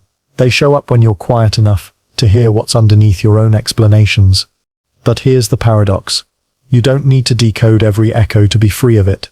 You only need to become aware that there are echoes, that not every thought you think is current, that not every fear is responding to the present moment, that much of what you experience is reverb, mental sound waves still bouncing from a past event you may not even remember. And some of those echoes aren't set, even yours. Collective fear, inherited trauma, language that shapes perception, cultural expectations. These are echoes you were born into. They speak in your voice now, but they didn't originate in you. And unless questioned, they become part of the architecture of your awareness. You hear them so often, you call them truth. But awareness is not confined to its content. It is the space in which content appears. You can't control what arises in awareness. Thoughts, emotions, images, but you can change your relationship to them. You can learn to listen without believing, to watch without becoming, to hear the echo and say, "That's old, that's not now." This shift is subtle, but profound. It changes everything. You stop fighting your mind, and instead, you start witnessing it. You let the echoes come and go like waves. You feel their pull, but you no longer drown. And slowly, a new kind of clarity emerges. Not silence, but perspective. The ability to stand one step back from the noise. And in that space, something extraordinary happens. You begin to hear what was always drowned out by thought. The texture of being, the hum of the moment. The strange, wordless presence that exists beneath interpretation. It's not a thought. It's not an emotion. It's not even a belief. It's a kind of quiet knowing, an ancient recognition, the awareness of awareness itself. This isn't something you achieve. It's something you uncover, because it was never missing. It was just buried beneath the echoes, covered by commentary, hiding behind the next to-do list, the next worry, the next distraction. But when you pause, when you soften, when you listen behind your awareness, not to your thoughts but through them, you realize something. There is a witness beneath the thinker, a listener beneath the listener, a stillness beneath the noise. And in that stillness, nothing needs to be added or fixed. So tonight, as you lay your head down and the chatter of the day begins to fade, notice what remains, not the last thought, not the last breath, but the space behind it all, the faint echo of being itself. It won't shout, it won't explain, but if you listen with your whole body, you might just hear it. And it might not sound like anything at all, just presence. Inside your skull is not just a bundle of tissue and electricity.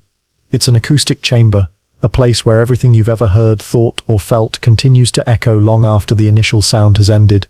Your brain isn't merely a computer processing inputs. It's a resonator, like the hollow body of a violin or the stone walls of an ancient cathedral. Thoughts don't just arrive and leave, they reverberate, and the more a thought resonates, the more likely it is to return.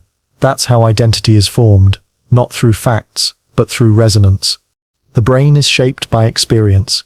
Yes, but not all experiences are weighted equally. What sticks, what loops, what embeds itself most deeply are the moments that resonated. A careless comment that pierced your pride, a moment of kindness that softened your fear, a failure replayed so many times it rewrote your future before it even happened. These moments didn't just happen, they rang, and the chamber of your brain continues to hum with their tone. Neuroscience gives this resonance a name, Hebbian learning, the idea that neurons that fire together wire together. It means that every time you think a thought, you strengthen the pathway that thought travels, and if that thought is repeated often enough, the brain begins to prioritize it. It's like carving a groove in a record. Eventually the needle drops there automatically. The thought becomes reflexive, familiar, true, not because it is true, but because it repeats. This is why self-doubt can feel so convincing, not because it's accurate, but because it's well practiced. It has a sound your brain recognizes, a frequency it has replayed for years, and the more you try to silence it, the louder it gets, because even resistance creates repetition. You tell yourself, I don't want to think this, and the brain hears, think this. The chamber echoes what it hears, not what you wish it heard. And it's not just your own thoughts echoing. Every voice you've ever listened to, parents, teachers, television, social media, lovers, enemies, left a residue in the chamber. Their tones, their phrases, their judgments. Over time, their voices become indistinguishable from your own. You hear them when you're trying something new. You hear them when you fail. You hear them in the silence between tasks. These echoes have no face, no timestamp. They've settled into the acoustic shape of you. But not all resonance is negative. Love resonates. Joy resonates. Moments of awe, of presence, of deep connection. They leave echoes too. They might be quieter, less practiced, but they're there, and with attention, they can grow, because just as the brain echoes pain, it can also echo peace. You can choose to hum a new tune in the chamber, one that doesn't deny the old echoes, but gently introduces a different vibration. This is where mindfulness enters, not as a productivity tool, but as a tuning fork. By observing your thoughts without attachment, you slowly detune the reflexive loops. You stop reinforcing every echo. You let the sound die out. And in the growing quiet, you begin to notice what wasn't shaped by repetition, what was already there before the echo chamber filled. Some traditions describe this as returning to your original face, the self before thought. Others speak of it as presence, or pure awareness. But the metaphor is the same. Beneath the layers of reverb, there is a clarity untouched by resonance, a silent chamber beneath the sounding one. And when you reach it, not through force but through stillness, something extraordinary happens. You stop echoing the world, and the world begins to echo you. This changes how you speak, how you think, how you create. Your words carry a new tone, not because they're clever or wise, but because they're clear. People feel it. They don't know why, but they listen, because resonance isn't just internal. It travels. Every thought you entertain, every emotion you broadcast, changes the acoustic space around you. You are not just receiving echoes, you're creating them for others. And here lies your responsibility, to choose carefully what you allow to reverberate, not to curate perfection, but to cultivate consciousness. When you notice a familiar loop beginning, shame, fear, doubt, you can pause and decide, do I want this to echo again? If yes, let it. If no, Let it fade. You don't have to fight it. You just stop clapping for it. You stop feeding the sound, and the chamber slowly begins to change. Some echoes will never fully disappear, and that's okay. The goal isn't silence, it's harmony. A mind that doesn't just react, but resonates with what's real, with what's here. You begin to live in tune with yourself, rather than in combat with your past. So, tonight, listen, not just to the thoughts, but to the tone they carry. Are they sharp? Are they hollow? Do they belong to someone else? Do they still serve you? And then, imagine your mind not as a battlefield, but as a cathedral. Let the echoes rise. Let them fall. Let them pass through you like wind through stone. And in the quiet that follows, feel what remains. A hum, a presence, a clarity untouched by repetition. That sips not just your mind. That sips yourself, tuning itself home. There are thoughts you think that don't feel entirely like yours. A sudden worry you can't explain. A strange nostalgia for a place you've never been. A reaction that seems too sharp, too rehearsed, too quick. You might shrug it off. You might say, that was random, but what if it wasn't? What if some of your thoughts are not born from your experiences, but are echoes, remnants of what others have felt, feared, or carried? What if your mind remembers things that never happened to you, because it was shaped by what happened to them? This is the haunting possibility of transpersonal memory, that the boundary between self and other, between your thoughts and their origins, is not as firm as it seems, that consciousness is porous, that when a thought arises in you, it might be remembering someone else's life. Not in a mystical, reincarnated sense, though some might believe that too, but in a psychological and biological sense. Studies in epigenetics have shown that trauma experienced by one generation can alter gene expression in the next. A grandparent who lived through war may pass down more than just stories. They may pass down heightened sensitivity to threat, increased startle response, even inherited anxiety. You grow up safe, but still feel hunted. You're afraid, but can't explain why. Because the thought isn't remembering your danger, it's remembering theirs. And it's not just trauma. Emotions ripple. A parent's depression changes the emotional architecture of a home. A teacher's dismissive tone shapes how you speak to yourself. A friend's belief in you becomes your inner strength. These aren't just moments, they're imprints. They settle in your nervous system, in your language, in the way your thoughts unfold. Long after the people are gone, their voices remain. Every relationship you've ever had leaves behind an emotional residue. You pick up more than behaviors. You absorb patterns. The way someone reacted to stress, the tone they used when disappointed, the way they carried hope or held despair.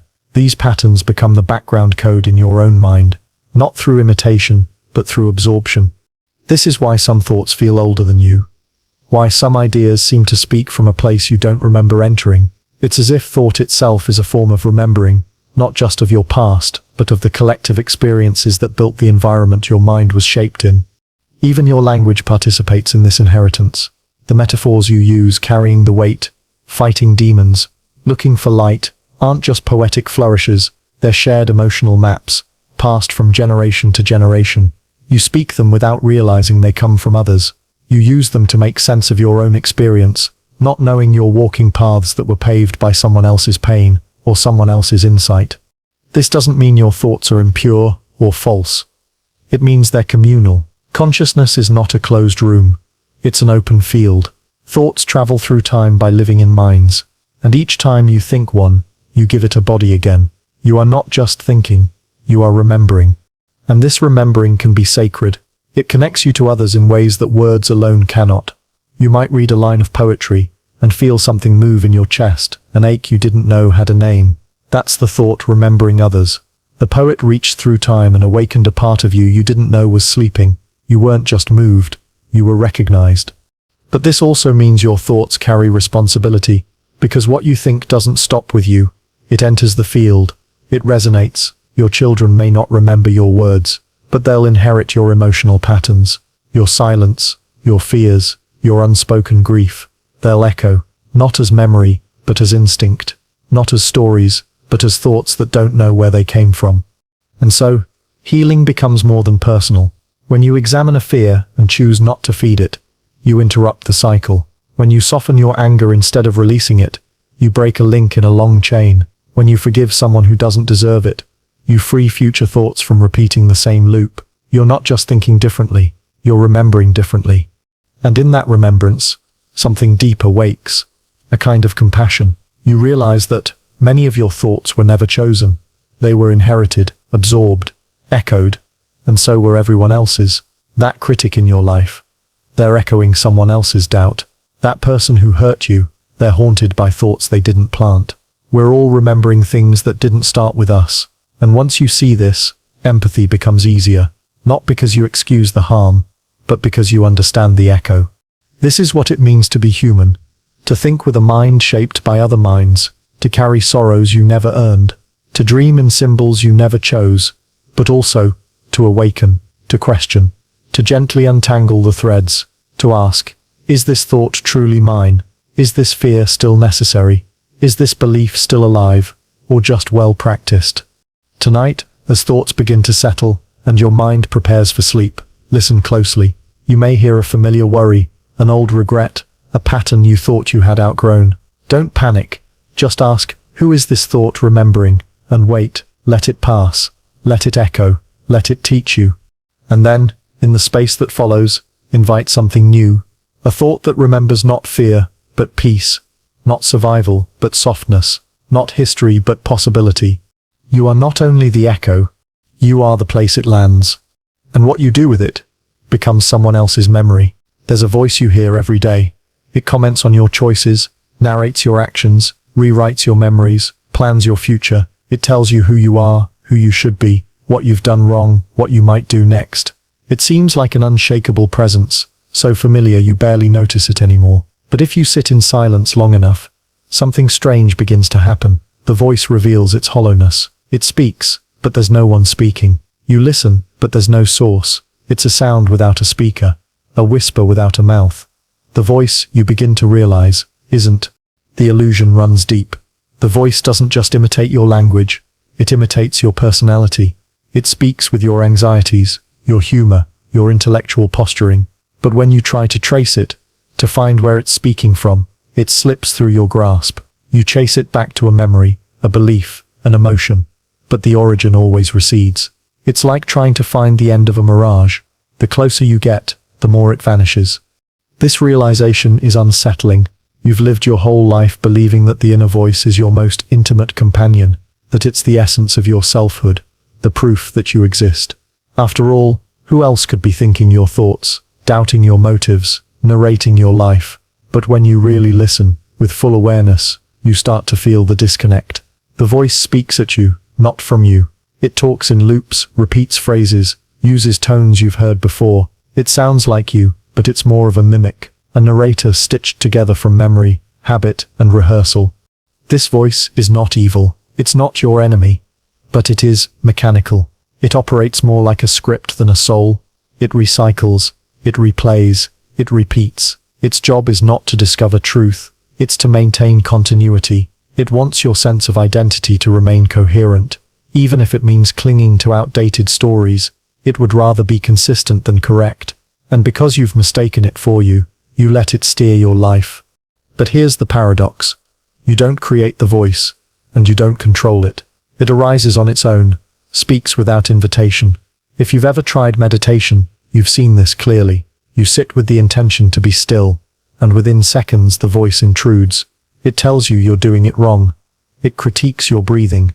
It suggests a snack. You didn't ask for this thought, but it came, and the moment you notice it, another voice appears to judge you for being distracted. The layers multiply. Thoughts about thoughts, voices about voices, but none of them are you. They're happening within you, but they are not your origin. This is why some traditions teach that the mind is not the self, that what you are is not the voice, but the awareness hearing the voice, the spaciousness in which it appears, the silence it interrupts, the stillness that remains when it's gone. And the deeper you rest in that awareness, the more clearly you see the voice for what it is, noise. And when that happens, something profound occurs. You begin to hear what lives beneath the voice, the subtler sensations, the wordless intuitions, the breath moving in and out, the feeling of being here, the awareness that needs no narration to exist. It doesn't explain itself. It doesn't speak in thoughts. It simply is. And it's always been there, waiting for you to notice it. Beautiful noise, sometimes. Useful noise, even, but not necessary, not essential, not you. This doesn't mean you should try to eliminate the voice. That would be like trying to quiet a bell by yelling over it. The voice feeds on resistance. It thrives on your attempts to correct or conquer it. The moment you engage, you validate it. You become part of its loop. But when you observe without attachment, the voice loses power. It begins to sound like a recording left playing in an empty room, familiar but no longer compelling. So what happens when you stop applauding? This shift from identifying with the voice to resting in the awareness behind it is not about transcendence or enlightenment. It's about clarity. It's about recognizing that the voice is not bad, just not you. It's an echo, a pattern, a performance. And it only takes center stage because you keep offering it the spotlight. The voice keeps speaking, but now you hear it as background, like traffic outside a window, like wind brushing through trees. You no longer obey it. You don't take it personally. You hear it say, "You're failing," and you respond with silence. You hear it say, "You're not enough," and you let the thought pass like a cloud drifting across an open sky. The voice doesn't stop, but your belief in it does. That sips you. Tonight, when the voice rises to replay the day, what went wrong, what should have gone better, what's still undone, don't argue, don't agree, just listen. Then ask, gently, who is speaking, and wait. Notice the pause, that silent space after the question. And in that disbelief, something soft and honest emerges. A new kind of knowing. Not logical, not verbal, more like presence. Like standing in the middle of a field and feeling the vastness of the sky. Nothing to prove. Nothing to explain. Just this. Not the commentary. Not the voice. Not the thought. The space between all of it. The one who hears. The listening. Let it. The voice may continue. But know this, it is in sit. You like to think your memories are yours alone. Snapshots of your life, private and personal, stored in the folds of your brain like books on a shelf. But memory is not so tidy. It doesn't sit still. It moves. It mutates. It travels across people, generations, even cultures. Your brain, with its billions of synapses firing in dizzying patterns, is not a closed archive. It's a node, connected to other minds, other histories, other emotional frequencies, and through those neural pathways, you carry more than personal experience. You carry collective memory. Memory begins in the body before it begins in thought. The warmth of your mother's hand, the tension in your father's voice, the smell of a school hallway, these sensations sink into you before language arrives. They become emotional templates. Later, words attach to them, but the feeling remains older than the phrase. These early sensations shape the synapses, the connections between your neurons, wiring your brain to expect certain realities. If you grew up with fear, your synapses become fluent in scanning for threat.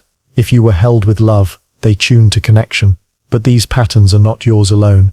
They're inherited. You may be reacting to conditions long gone. You may be remembering things that didn't start in your lifetime.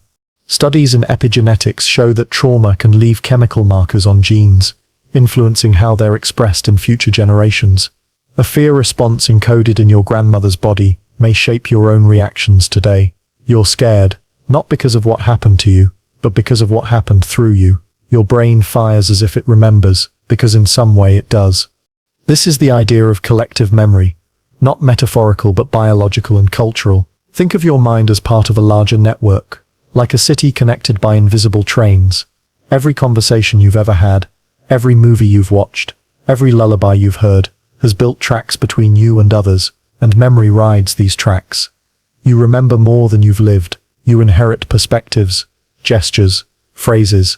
You carry neural echoes of wars you didn't fight, stories you weren't told, losses you never knew you were grieving. Culture is a vast memory machine.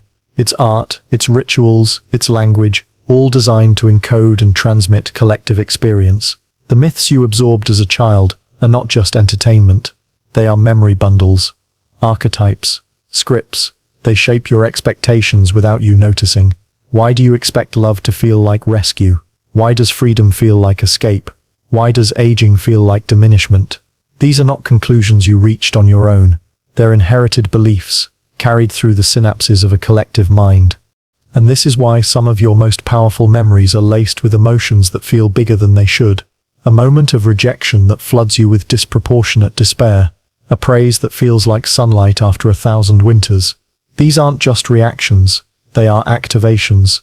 Memory lighting up not just your neural pathways but the ones it shares with the minds that shaped you. Your personal experience plugs into a larger grid. This grid is not static. It pulses.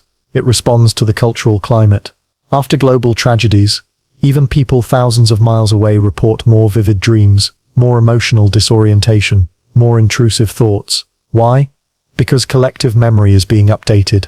The shared nervous system is reverberating. Your brain is not just a processor, it's a resonator, and the world hums through it. But collective memory isn't only trauma, it's also wisdom, insight, resilience, the instinct to comfort a crying child, the impulse to gather during hardship, the sense that beauty matters even when no one is watching. All of these are memories, passed through bodies and stories and rituals. You remember how to survive because others did. You remember how to care because someone once did for you, even if you never met them. And here's where it gets beautiful. Just as you carry memory, you also shape it. Every time you choose awareness over reaction, presence over repetition, kindness over fear, you rewire the synapse. You update the system. You become a new branch in the neural forest. And those who come after you, your students, your children, even strangers, inherit something lighter. Memory can become medicine, but only if it sits conscious. If left unseen, it becomes habit, instinct, loop. You think, that's just how I am, not realizing you're echoing the thoughts of someone long gone. But when you become aware, this thought feels inherited. This fear doesn't belong to me. You create space. You interrupt the automatic. You allow something new. Tonight, as you lie down and the mind begins its quiet rehearsal, ask yourself, what am I remembering right now? And is it truly mine? You might feel a weight that doesn't match your day, a worry that feels older than you, a longing that has no name. Don't push it away, just witness it. Say, I see you. That may be all the memory ever needed to be seen before it passed. You are not just a thinker. You are a remembering, a continuation, a rewriting. And every time your synapses fire with compassion instead of fear, curiosity instead of assumption, truth instead of repetition, you leave behind a better memory for the next mind to carry. Before a single word enters your mind, before a thought forms into a sentence, there is something deeper already at work. Something ancient, something quiet. It doesn't use language, yet it speaks. It doesn't argue, yet it understands. It doesn't sound like you, but it feels like home. This is the voice of silence. Not the absence of noise, but the presence that precedes it. And whether you realize it or not, this silence speaks first, before the thought, before the echo, before the self. But because it doesn't speak in words, we rarely hear it. We're trained to believe that thinking is the foundation of knowing, that without the inner narrator, there is nothing but emptiness. And so from the moment we wake, we fill the space. Thoughts about breakfast, worries about the day, commentary on the self, opinions about others. The mind rushes in like water through a broken dam. But if you slow down, if you sit with the noise long enough, it begins to quiet, and beneath it, you find something strange. Awareness was already there, watching, waiting, unmoving. That's the silence. It's not what follows thought, it's what holds it. Consider this. Every thought you've ever had arose from silence and returned to it, like a wave cresting and falling back into the sea. You never think about where thoughts come from. One moment there's nothing, then, I should call her. I'm not good enough. What if I fail? You didn't will these thoughts into being. They appeared, which means something before the thought allowed it to arise. Something formless, quiet, and endlessly patient. That something is silence, and it is more intelligent than we've been taught to believe. In many contemplative traditions, silence isn't just emptiness, it's awareness without content. It's the clear sky behind the clouds. The canvas beneath the painting, the screen on which all thoughts, dreams, memories, and fears are projected. And while we tend to identify with the content, the storms, the colors, the moving images, we forget the stillness that makes experience possible at all. Your mind can be noisy even when the world is quiet, and it can be quiet even when the world is noisy. This proves that silence is not just a lack of sound, it's a state, a depth, a kind of being. And when you begin to live from this place, something radical happens. You stop reacting to every echo, you begin to listen differently. to think differently, not because you're trying to change your thoughts, but because you're rooted in something beneath them. When silence speaks first, the voice of thought no longer sounds so convincing. You hear its urgency. Hurry. Fix this, explain that, and you simply wait. You don't answer immediately. You give it space. And in that space, clarity arises, not as a new thought, but as a kind of knowing, a wordless recognition, a sense of, this matters, that doesn't, this is fear, that's truth. It's not an opinion, it's an echo of something original. And perhaps this is what intuition really is. Not a magical insight, but the moment when silence speaks first and thought speaks second. You don't analyze. You feel. You don't explain. You recognize. You walk into a room and know something's off. You speak to someone and know they're not okay. No logic. No evidence. Just resonance. The silence within you noticing the vibration of the world. But our culture doesn't teach us to trust silence. It teaches us to fill it, to talk through discomfort, to solve every problem with more thinking. And in doing so, we drown out the clearest voice we have. We replace knowing with commentary. We mistake speed for insight, and we confuse volume for truth. Think about the wisest people you've ever encountered. They weren't the ones talking the most. They were the ones who paused, who listened, who answered slowly, with words that felt like they'd been pulled from somewhere deeper than the surface. That's what happens when silence speaks first. Speech becomes response, not reaction. Thought becomes reflection, not reflex. You can practice this in small ways. Before responding to a difficult question, take one breath. Before sending a message, reread it from silence. Before making a decision, sit without solving it.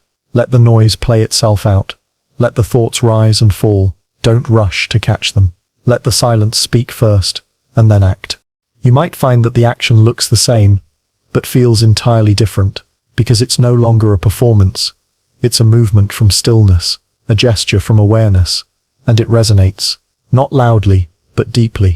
There's a reason why sacred spaces are silent, why forests and temples and empty cathedrals carry a different kind of weight. It's not the absence of sound. It's the presence of listening, the kind of listening that requires no reply, that listens not to reply, but to understand, to witness, to be. Tonight, as the mind begins to wind down, and the thoughts start their nightly loop, you may hear them rising echoes from the day, from your past, from the collective mind. Let them come. Don't argue. Don't agree. Just listen underneath them. Ask yourself, what does the silence say before the thought appears? Wait, be still. And then, maybe nothing comes. Or maybe something gentle rises. Not a voice, but a knowing. Not a thought, but a presence. Not a message, but a space. That space is your home. That silence was speaking long before you were taught to think. And it will remain, long after the last thought fades. There are voices speaking through you right now that you've never consciously heard. They don't shout, they don't use words, but they are shaping your thoughts, choices, and identity just the same. These are the unheard voices, the unseen hands behind your decisions, the quiet tones guiding your inner narration, the patterns that feel like instincts, but are actually imprints. And what makes them so powerful is not their volume, but their invisibility. You like to believe that you're the thinker of your thoughts, the author of your beliefs. But much of your inner world has been constructed by voices you've never noticed. Teachers who shaped how you define success. Advertisements that embedded what beauty should look like. Generational patterns that taught you who deserves trust and who doesn't. News cycles that repeated one emotion so frequently it felt like your own. You absorbed it all like oxygen. Not because you agreed, but because you were listening before you had a choice. These voices never introduce themselves. They don't say, "Hello, I'm the fear your father lived with," or "I'm the societal expectation your mother carried like armor." They simply arrive, and over time, you begin to repeat them. You call them my anxiety, my insecurity, my dream, my identity. But are they, or are they echoes you've mistaken for origin? The brain is a pattern recognition machine. It doesn't care if the information is healthy or harmful, only whether it's repeated. The more a voice is heard, the more credible it becomes. That's how advertising works. That's how trauma works. That's how internalized shame and inherited pride both survive through repetition. And eventually those voices don't feel external. They sound like you. They become the wallpaper of your thought, and you forget there was ever a time before them. But there was. Before you learned what to fear, what to desire, what to expect, you were simply aware, not thinking, just being, not narrating, just present. And though that silence has been layered over with stories, it still lives beneath the noise. It remembers who you were before the unheard voices started thinking you. And here's the twist. Some of those voices aren't even human. Sounds dramatic, but consider this. Your biology has a voice. Your nervous system responds to threat, even imagined ones. Your gut tightens when you sense emotional danger. Your heart speeds up, not because of what's happening, but because of what might happen. These bodily voices shape your thoughts more than you realize. You think you're overreacting, but it's not overreaction, it's overactivation. Your body is whispering through thought. And so is your culture. Culture doesn't just shape language and customs. It shapes consciousness. It teaches what to value, what to dismiss, what to fear, what to worship. It tells you which dreams are valid, which emotions are acceptable, which faces are trustworthy. You didn't invent your social instincts, you inherited them, and unless questioned, they become your compass. The unheard voices of culture don't ask, they assume, and you carry them as if they were your own truth. Even your silence isn't always yours.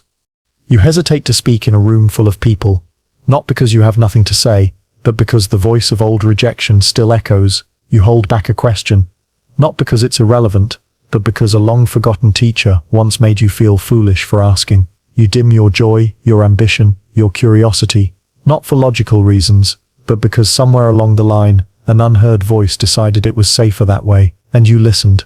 But here's the liberating truth. Just as voices can be absorbed, they can be released. The moment you become aware of a voice is the moment you separate from it. You don't have to fight it. You don't have to silence it. You just have to see it. Awareness breaks the spell. You catch a thought, a symptom not good enough. You pause. And instead of believing it, you ask, where did that come from? Who first said that? Who passed it down? Who benefits if I keep repeating it? And suddenly, the voice loses its grip. It's still there, but it no longer thinks you. It just floats, echoes, and eventually fades. This is how you reclaim the self, not by inventing a new voice, but by removing the ones that don't belong, by subtracting until what remains is quiet enough to hear what's real, and what's real is usually not a thought at all. It's a feeling, a presence, a stillness. It speaks, but not with language. It moves, but not with force. It is the you that existed before the world taught you how to think. And once you touch it, you begin to live differently. You speak with less urgency. You react with more space.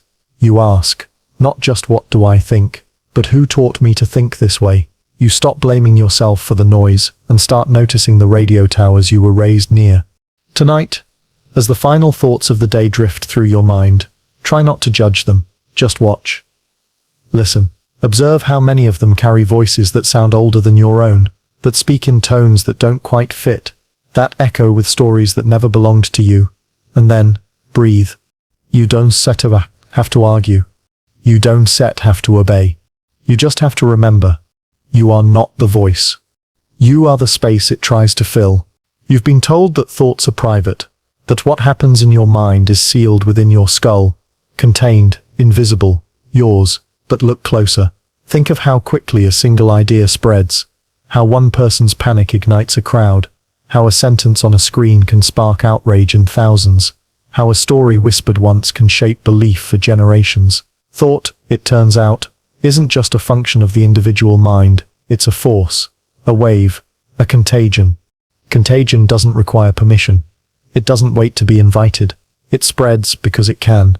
The human brain is wired for mimicry, connection and pattern recognition. Mirror neurons in your brain fire not just when you act, but when you observe others acting.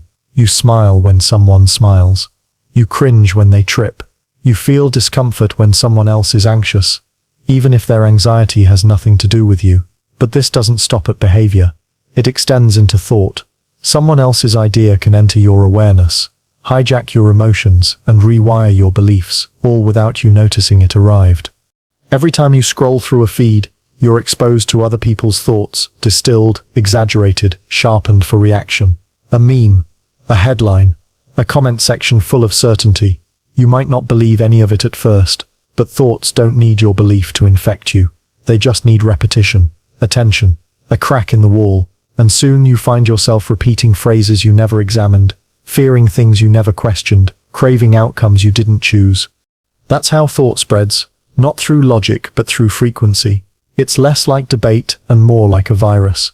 It exploits your need to belong, your need for coherence, your need for certainty. You hear a fear often enough, and it begins to feel like fact. You read a claim again and again, and it becomes difficult to imagine its opposite. This is not stupidity. It's biology. The brain mistakes familiarity for truth.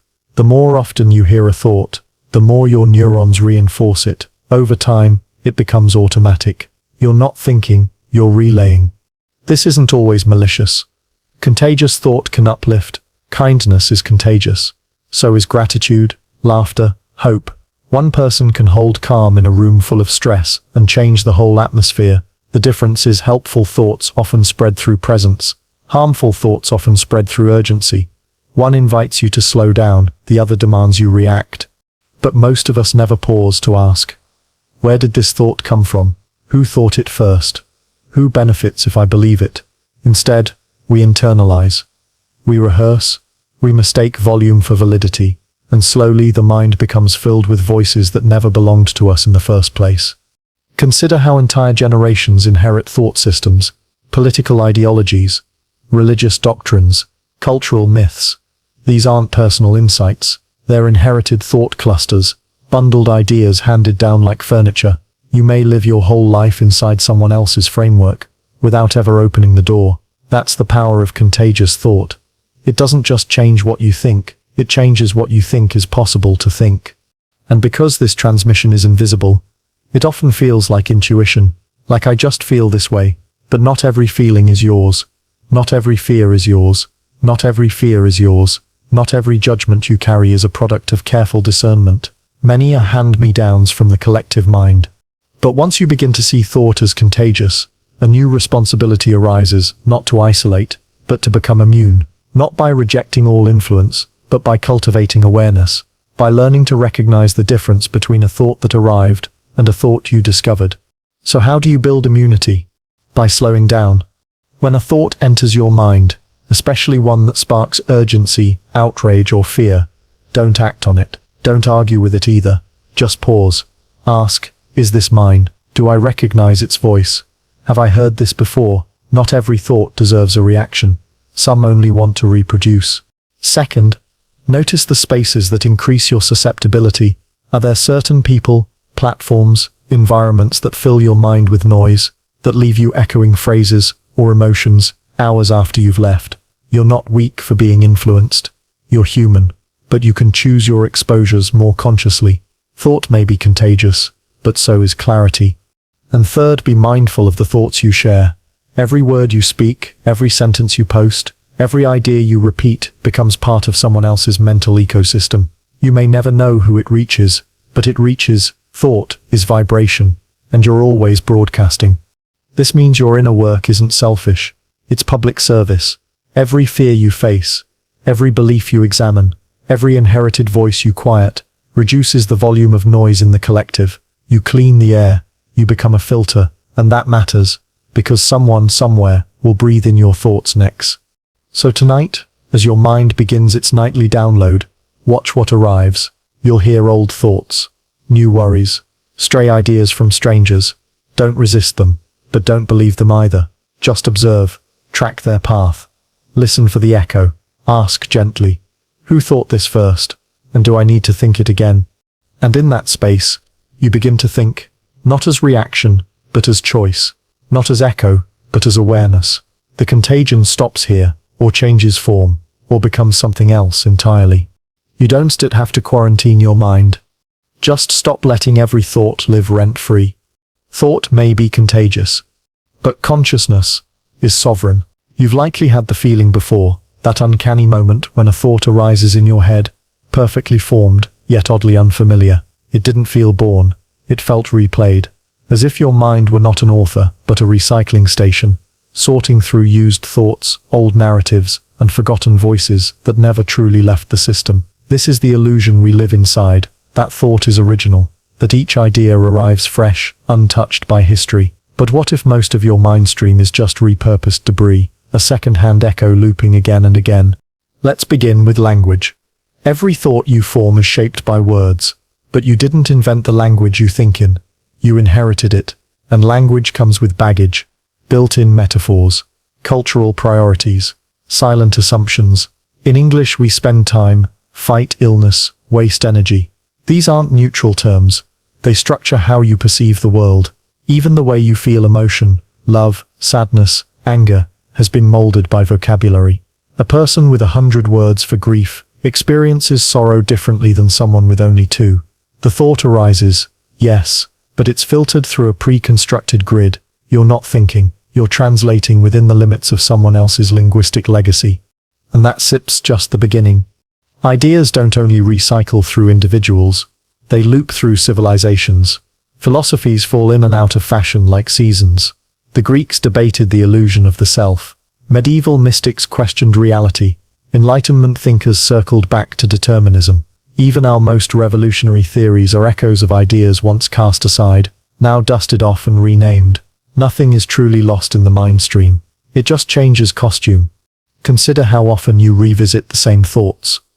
You worry about money in familiar patterns. You critique yourself in the same voice. Your judgments of others are carbon copies of judgments you once received.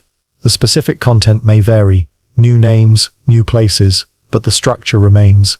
Recycled loops of concern, desire, resentment, fantasy. Your mind is a playlist on shuffle, not a live performance. And then there's memory, arguably the most recycled content of all. You replay conversations, relive arguments, reimagine alternate outcomes. But each time you recall a memory, you don't just retrieve it, you reconstruct it. Studies show that memories are edited every time they're accessed, which means your past is a constant remix, shaped not by accuracy, but by the emotional residue of the present.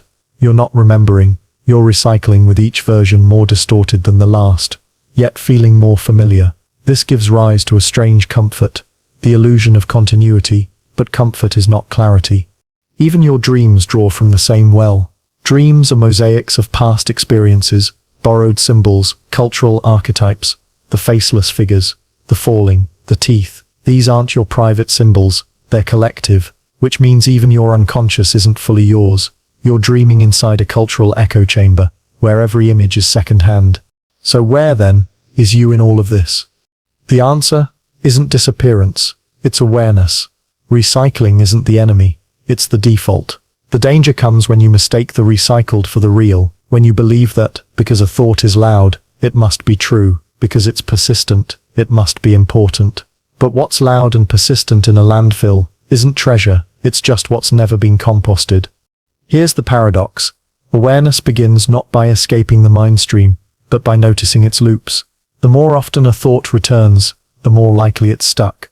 The way forward isn't through repression, it's through inquiry.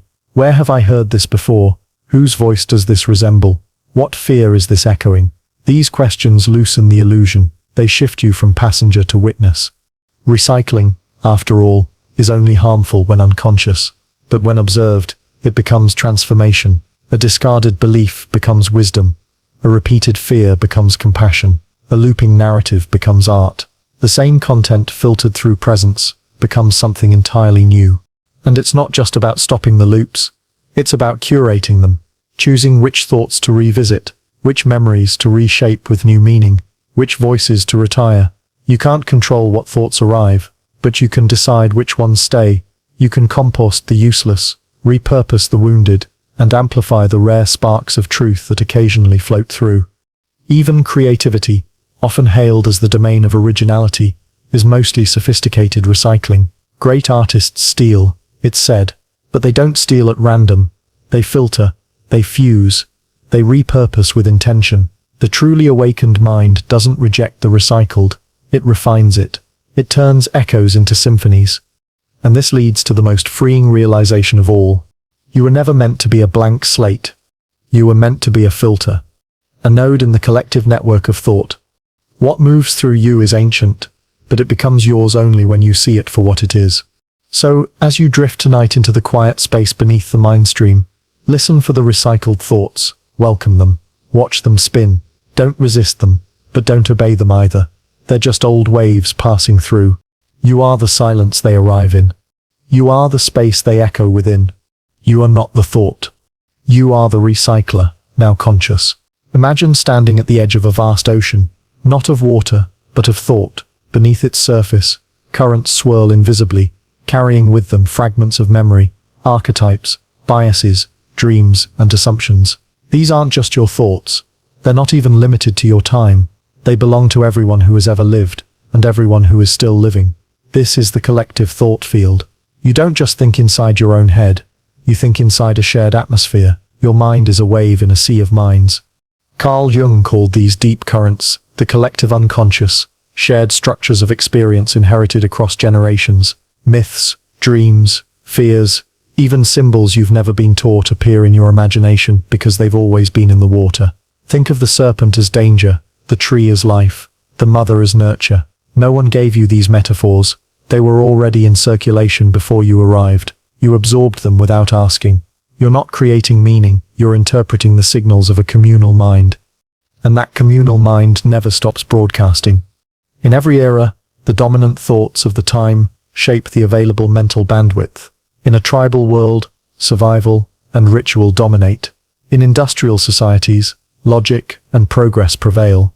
In today's digital age, immediacy and visibility rule. You scroll, you react, you form opinions at light speed, but those opinions are often preloaded. Even your rebellion is part of the pattern. Question authority, that's been commodified. Seek truth, algorithms will sell you 50 kinds of it. Your thoughts aren't outside the system, they're shaped by it. Like waves caught in a current, you move because the sea moves. This becomes especially clear in moments of collective emotion, grief, outrage, fear, hope. One event occurs, a tragedy, a scandal, a war, and suddenly millions are thinking the same thought, feeling the same ache. Is that your grief? Or is it the world's flowing through you like electricity through a wire? We call it solidarity, or empathy, or connection. But at its root is the deeper reality. Thoughts are contagious, and you are porous. Take language again. Words aren't just labels, they carry the weight of historical consensus. Say freedom, and a flood of associations appears. Flags, speeches, protests, debates. None of this is born in you. It's borrowed, reused, shared. Your definition of freedom is tethered to your culture's history, and that history lives in your mouth. When you speak, the ancestors speak with you. Even silence is shaped by the collective. The things you don't say, what you're afraid to ask, who you're told not to question, are boundaries you didn't set. They were set for you. Cultural taboos, religious scripts, family myths, national pride, all of it flows into your interior monologue, and that monologue becomes your perceived truth. But it's not your truth, it's the ocean's echo. Now let's talk about technology. The latest amplifier of thought currents. Social media platforms don't just reflect your thoughts, they manufacture them. Trends, hashtags, outrage cycles, they sweep you up like a riptide. Suddenly you're invested in arguments you didn't start, forming identities around opinions you didn't fully develop. You believe you're choosing, but you're really tuning in. You're surfing the noise. And here's where it gets even trickier. The more you participate in collective thought, the more your individual sense of self dissolves. Who are you outside of these inherited narratives?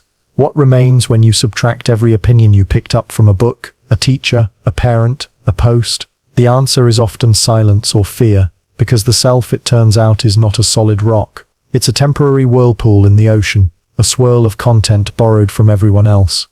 But this doesn't mean you're meaningless. It means your role is transitory and therefore sacred. You are not here to invent thought. You're here to participate in its unfolding. The collective thought current is not a prison. It's a stream, and like a skilled swimmer, you can learn to navigate it, rather than be swept away by it. But you must become aware of it first. You must notice when you're echoing a group, when you're absorbing an idea without testing it. You must become aware of the water you're in.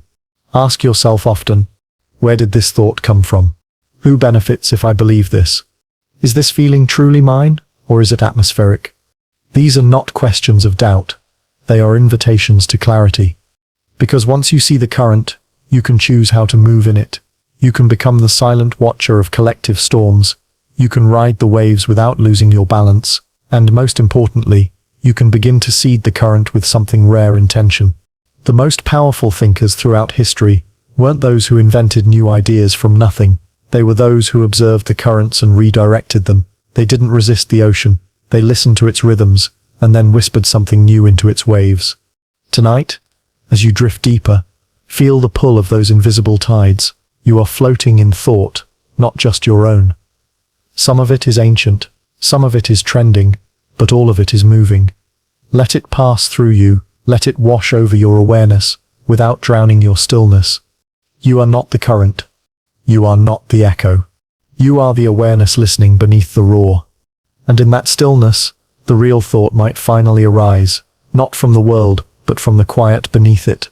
Close your eyes for a moment, and listen, not to the world around you, but to the world within you. That quiet voice inside your head. The narrator of your life. The one who explains things, judges things, names things, plans things. The one you mistake for yourself. Who is that? And more importantly, where did it come from? Because that inner voice, so constant, so familiar, isn't entirely yours. It was pieced together, bit by bit, from every voice you've ever heard. Parents, teachers, storybooks, friends, commercials, sermons, news anchors, lovers, strangers, all of them contributed to the construction of your internal narrator. And now it speaks as if it were you. But what if it's not? What if the voice in your head is just the accumulated residue of everyone else's thoughts? You weren't born with a narrator. You were born with awareness, silent, alert, wide-eyed. Your first experiences were wordless, sensory, pure. But then, gradually, the world began to speak. Names were given to everything you saw. That fuzzy feeling? That's a dog. That cold, wet stuff? That's rain. That ache in your stomach? That's hunger. Slowly you began to overlay the world with language, but you didn't invent the language. It was handed to you, and along with it came patterns, assumptions, metaphors, and judgments, all encoded into the very words you use to think. When you learned the word should, you also inherited someone else's expectations. When you learned the word fail, you absorbed the fear of disappointing them. Even words like me and mine carry invisible scripts. You were trained, not just in vocabulary, but in the tone and rhythm of how to think. And now, that training echoes constantly inside you. Sometimes the voice mimics a parent, scolding, protective, anxious. Sometimes it takes the form of a critic, doubting, nagging, measuring. Other times it tries to inspire, coach, or soothe, but rarely is it original. It is mostly replay, playback, a looping reel of rehearsed identities and borrowed beliefs. Have you ever caught yourself thinking in someone else's accent, repeating a phrase you once hated, or arguing with yourself using logic you don't even agree with? That's not self-reflection. That's possession by influence, a kind of mental ventriloquism, and you are both puppet and puppeteer. Even your moral compass, the deep sense of right and wrong, often echoes the norms of your surroundings. You feel guilty not because something is objectively wrong, but because the voice inside has been conditioned to punish deviation. That voice may belong to a culture, a religion, a household, a generation, but not always to you. So here's the unsettling question. If your inner voice is a collage of external voices, then who are you beneath that collage? Try this experiment. Sit in silence and observe your thoughts. Don't judge or follow them, just watch. Sooner or later, you'll hear a sentence rise up. I'm tired. This is pointless. I should be doing something else. I like this. These sentences will sound like you, but if you look closer, you might sense their origins. I'm tired might echo your father's workaholism. This is pointless might carry the voice of a disappointed teacher. I should be doing something else might be your culture's obsession with productivity. I like this might just be a trend you absorbed on social media. None of these are neutral, all are borrowed. Even joy can be scripted. In this way, your inner life becomes less of a sanctuary and more of a stage where past voices keep performing. They reenact old dramas. They predict future fears. They narrate every moment, not as it is, but as it should be, based on inherited scripts. And you, the real you, are drowned out beneath the performance. But here's the secret. You can stop listening, not to silence the mind completely, that's nearly impossible, but to become the observer of the voice, not its victim. When you observe without attachment, the voice starts to change. It becomes softer, slower, less convincing. And in that space, something else emerges. Not another voice, but a presence. Still, unnamed, unworried, a witness. This witness is not shaped by language. It doesn't argue or advise. It simply sees. It hears the inner voice and smiles. Not because the voice is wrong, but because it is just noise. Harmless, familiar, but no longer in control. This is the beginning of inner freedom, not by silencing the voice, but by recognizing its origins, by naming its borrowed parts, by hearing a parent's fear, a teacher's judgment, a culture's obsession, and choosing not to adopt them again. You can still use the voice when needed. It can narrate your day, help you plan, analyze, remember, but now you know it for what it is. A tool, not a truth. A remix, not a revelation. So tonight, as that voice continues its whispering, reminding you of your to-do list, rehashing a conversation, inventing a future that hasn't happened yet, don't fight it, just watch it. See whose voice it really is. Trace it back to its source, and with each realization, the volume will drop, the urgency will fade. Because beneath the voice is the listener. And the listener was never borrowed. It was always just quietly waiting. You think in language.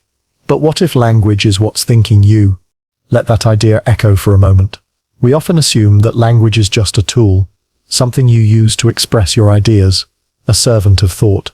But what if the opposite is true? What if the very shape of your thoughts, the rhythm of your inner world, is sculpted by the language you inherited?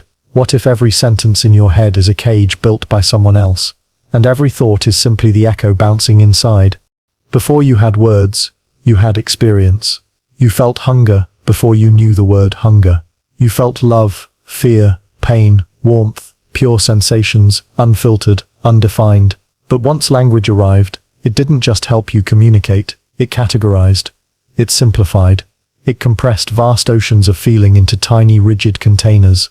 You didn't just feel pain anymore. You labeled it, compared it, rated it, and in doing so, you distanced yourself from it. Words created a space between the experience and the experiencer. This is what language does. It slices the seamless fabric of reality into discrete pieces, objects, actions, people, causes. It tells you where something begins and ends. It makes maps, not territories, but because you think with those maps you begin to believe they are the real world. And more dangerously, you begin to believe you are something that can be described. The word I is one of the first lies you inherit. Not a malicious lie, but a necessary one. It helps you navigate the world. It helps you say, I want food, I'm tired, I love you. But beneath that useful fiction is a more unsettling truth. The self that I points to is a construct, not a single solid entity, but a shifting story made of language. And because you repeat that story every day, I like this, I'm not good enough, I always do this, you begin to believe it. But what if you stopped? What if you noticed that many of your internal narratives aren't yours at all? You say you're shy, but is that your own observation, or a label someone gave you when you were 5? You say you're ambitious, but is that your truth, or a cultural virtue you've internalized? You say you always mess up, or can't focus, or hate yourself, but whose voice shaped those phrases in the first place? The syntax of shame is learned. So is the grammar of guilt. Even the metaphors you use, carrying a burden, facing your demons, falling apart, pulling yourself together, they're borrowed, inherited, echoes. They don't just describe your inner life, they create it. If your language is structured around war, you will fight yourself. If your language is structured around control, you will treat emotions like enemies to be conquered. If your language lacks words for stillness or softness or surrender, then those states may feel alien, unthinkable. Not because they are unnatural, but because your language has no room for them. And here's the paradox. The more fluent you become in a language, the more invisible its structure becomes. You don't see the scaffolding, you just live inside it. You don't question the categories, because they arrive pre-packaged in words. You don't wonder if happy and sad are the only options, because that's all your inner dictionary gives you. You don't notice how your thoughts bend to fit into sentence-sized boxes. You simply keep thinking, using the only voice you've ever known. But once in a while, there's a crack, a moment of silence, a glimpse of something before language arrives. You see a sunset and feel something so vast it cannot be named. You sit by the sea, and feel a presence that needs no grammar. You hold someone's hand, and for a moment, all words dissolve. That sips the space beyond thought, beyond echo. And yet, as soon as you try to describe it, beautiful, overwhelming, spiritual, you shrink it, translate it, fit it into the grid of language. The experience becomes memory, and the memory becomes narrative, and the moment is lost. You return, once again, to the echo chamber of words. But this return isn't a failure. It's just a reminder that you are not the language. You are the space it happens in. Tonight, as you lie down, pay attention to the shape of your thoughts. Notice the sentence structures, the repetitive phrases, the habitual metaphors. Ask yourself, who taught me to think this way? Where did this phrasing come from? Whose words am I using to understand myself? And then, fall silent. Let a thought rise, but don't finish the sentence. Let the echo begin, but don't repeat it. Sit inside the pause between words, the blank page before the thought forms. That's where you are, not the sentence, but the silence that makes it possible. Because maybe the deepest truth isn't something you can say. Maybe it can only be felt, lived, remembered. Not in language, but in presence. You believe you have memories, but what if memory has you? What if the voice inside your head, the one narrating your life and shaping your decisions, is not a reliable witness, but a ventriloquist?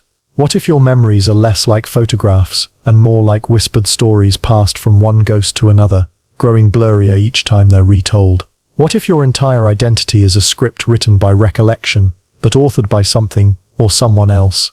You think you remember your first heartbreak, your childhood bedroom, your teacher's voice, the time you got lost at the mall.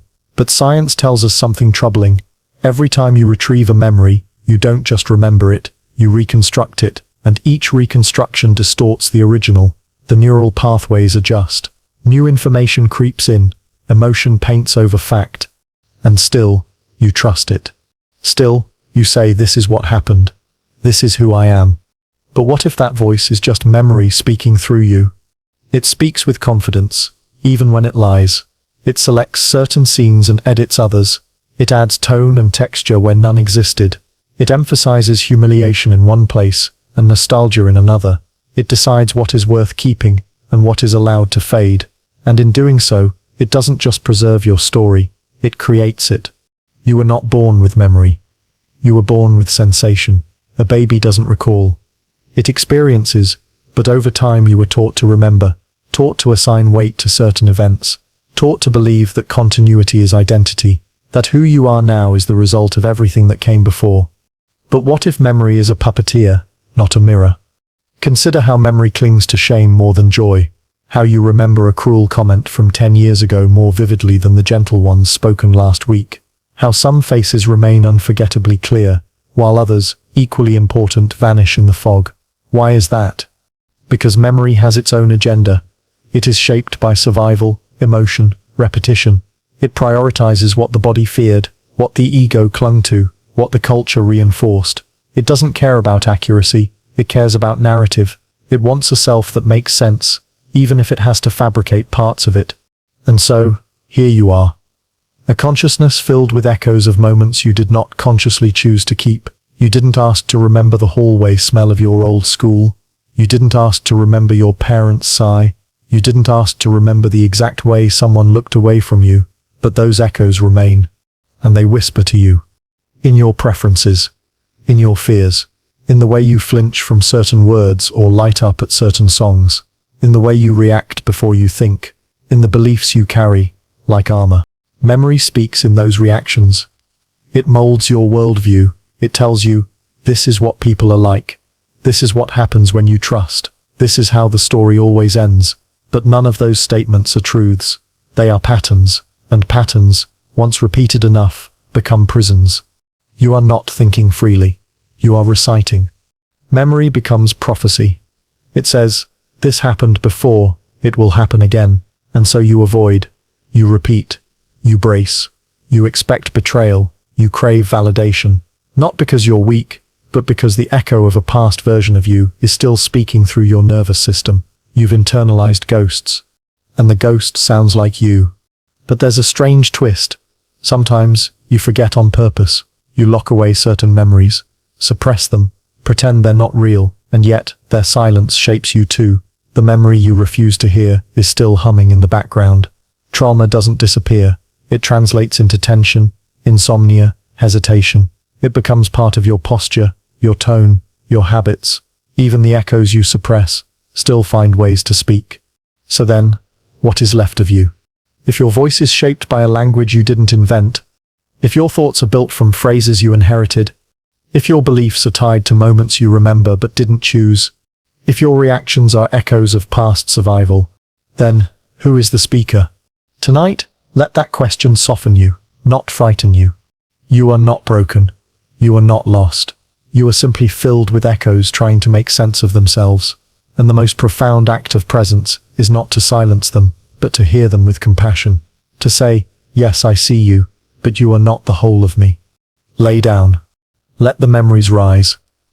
Let them pass. Watch them like clouds drifting through a sky that does not hold on to them. You are the sky. The memory is the weather, changing, returning, dissolving. It may speak you, but it is not you. You are not the stories. You are the silence that listens.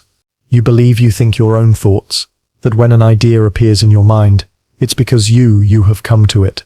But what if your thoughts were written for you, long before you had the chance to think them? What if the sentences that run through your head were authored, not by your will but by a culture you didn't choose? Language is the first clue. You didn't invent it. You inherited it.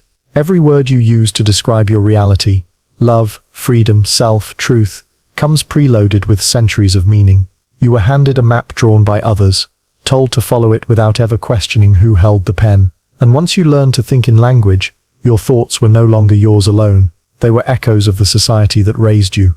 Culture doesn't just influence your beliefs. It builds the scaffolding of your mind. It decides what is polite, what is rude, what is desirable, what is shameful. It tells you what success looks like. It dictates the proper way to grieve, to celebrate, to show affection, and you follow. Not because you're weak, but because you were never shown another script. Imagine a child growing up in a culture that praises silence. They learn to speak carefully, to retreat inward. They think before expressing. Now imagine another child, raised where boldness is rewarded. They learn to speak loudly, to interrupt, to push. Two brains, wired differently, not by nature, but by story, and each believes their way is simply how I am. But how much of who you are was already chosen for you? You walk through a world shaped by symbols you didn't design, flags, holidays, social roles, career titles, and each one plants a seed in your mind. You begin to think in terms of what's normal, what's expected, what's right. You begin to ask not, what do I want, but what should I want? And culture always answers before you do. Even your emotions are shaped this way. You feel guilty for resting, because you were taught that productivity equals worth. You feel anxious about aging, because your culture worships youth. You fear failure not because it hurts, but because it signals rejection from a system that told you success is everything. Your emotional life becomes a reaction to values that may not be yours. Culture whispers what to desire: fame, beauty, influence, approval. But are these wants yours? Or were they installed like programs, repeated in commercials, classrooms, and conversations until they felt like self-generated needs? You were never taught how to build a thought from scratch. You were taught how to recognize the right ones and repeat them. Even rebellion becomes a cultural product. Think about that. When you reject the mainstream, you often do it using the very tools the mainstream gave you: a punk rocker in a leather jacket, an artist who paints abstract defiance, a writer who deconstructs narrative using the same alphabet. You can't escape the system by acting within its language. You only rearrange the echoes. Now pause. This isn't an accusation. It's not wrong to be shaped. It's inevitable. The brain is a social organ. It craves mirroring, belonging, rhythm. But the danger lies in mistaking the cultural echo for an authentic voice, in believing that your thoughts are sacred, untouched by the world, when in truth they were whispered to you from birth. You think in idioms your ancestors invented. You joke in rhythms your peers reinforced. You argue using frameworks your schools praised. You dream in images your media delivered. Even your imagination, your most sacred mental realm, often borrows scenery from cultural architecture. You didn't choose the default. You inherited it. And so, the question becomes, how much of you is simply the successful internalization of your surrounding culture? Let's take a smaller example, a preference. Say you dislike silence in conversations. You think it's awkward, but is that discomfort biological, or were you conditioned in a society that fills silence with chatter, and now equate quiet with failure? In another culture, that silence might be sacred. Or consider your ambition. You want to do something big, but what if you were born in a culture that valued caretaking over conquest? Would your ambition look like tending a garden instead of building a brand? Would your thoughts have taken different shapes entirely? Even your inner critic may be a cultural agent, that voice telling you you're not enough. You need to be more, you're falling behind. Doesn't it sound suspiciously like the standards of the world around you? You were not born chasing status. You were born curious, open, vulnerable. But culture needed you to play a role, so it gave you templates, scripts, metrics, and over time you internalized them so deeply that they became indistinguishable from your own reflection. But here's the paradox. You can't fully escape this echo. You can only become aware of it. And that awareness is freedom. To notice when a thought enters not from your heart, but from expectation. To pause when desire arises and ask, whose desire is this? To catch yourself comparing, and remember that the metric isn't universal, it was sold to you. To sit in silence and listen not for noise, but for the absence beneath it.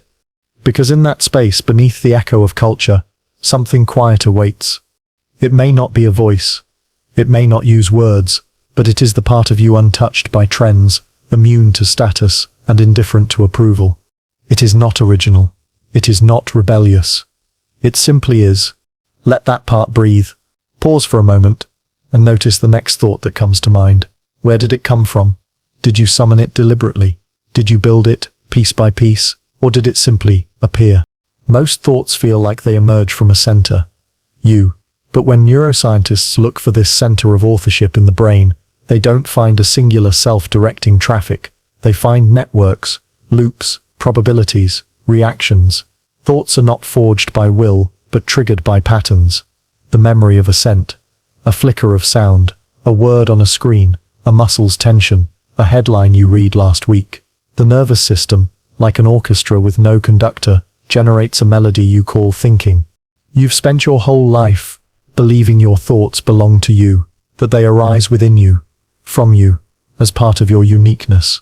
But what if this is the most persistent illusion of all? What if every thought you think is not truly yours, but a consequence of everything that came before you? But you didn't compose it. You set just listening. When you say I think, what you often mean is thought has occurred. Your language, your emotions, your upbringing, your traumas, your hopes, they all feed into the machinery that generates thought, and so do countless other people. The voices of your parents live in your mental monologue. The tones of your teachers echo in your judgments. The voices of friends, influencers, books and media all swirl inside you, each taking turns wearing the mask of yourself. The brain is not a temple of original invention. It's a sponge, a mirror, a translator of input into internal response. You saw a smile once and felt safe.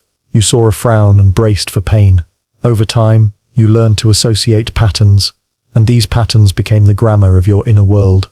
But they were installed, not chosen. So when you think, I'm not good enough, ask whose voice is that really? But who or what authored it? When you think, I need to be productive, ask who gave that thought its urgency? When you think, I should be more like them, ask who taught me to measure worth this way? Most of your thoughts are not intentional creations. They're reactions, echoes bouncing through a mental architecture shaped by others. Even your thoughts about freedom may not be free. Consider how often you believe you've arrived at a new insight, only to later discover someone else already wrote it, decades or centuries ago.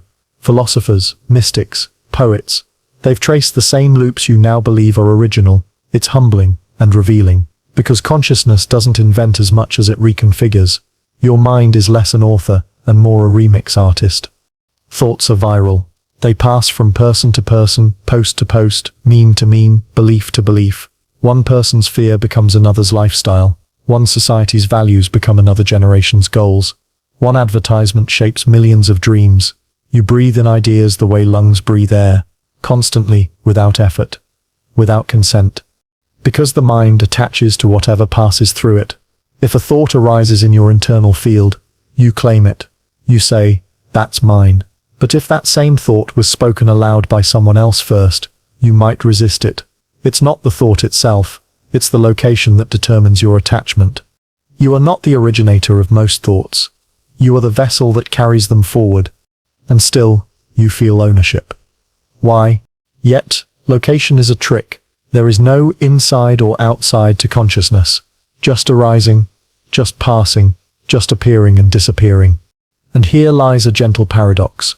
The more you try to control thought, the more it controls you. But the more you witness it without clinging, the more free you become from its grip. You do not own thought. You are merely its host. So what does this mean? Watch a thought arise. Watch it fade. Watch another replace it. You'll see how little authorship you truly have.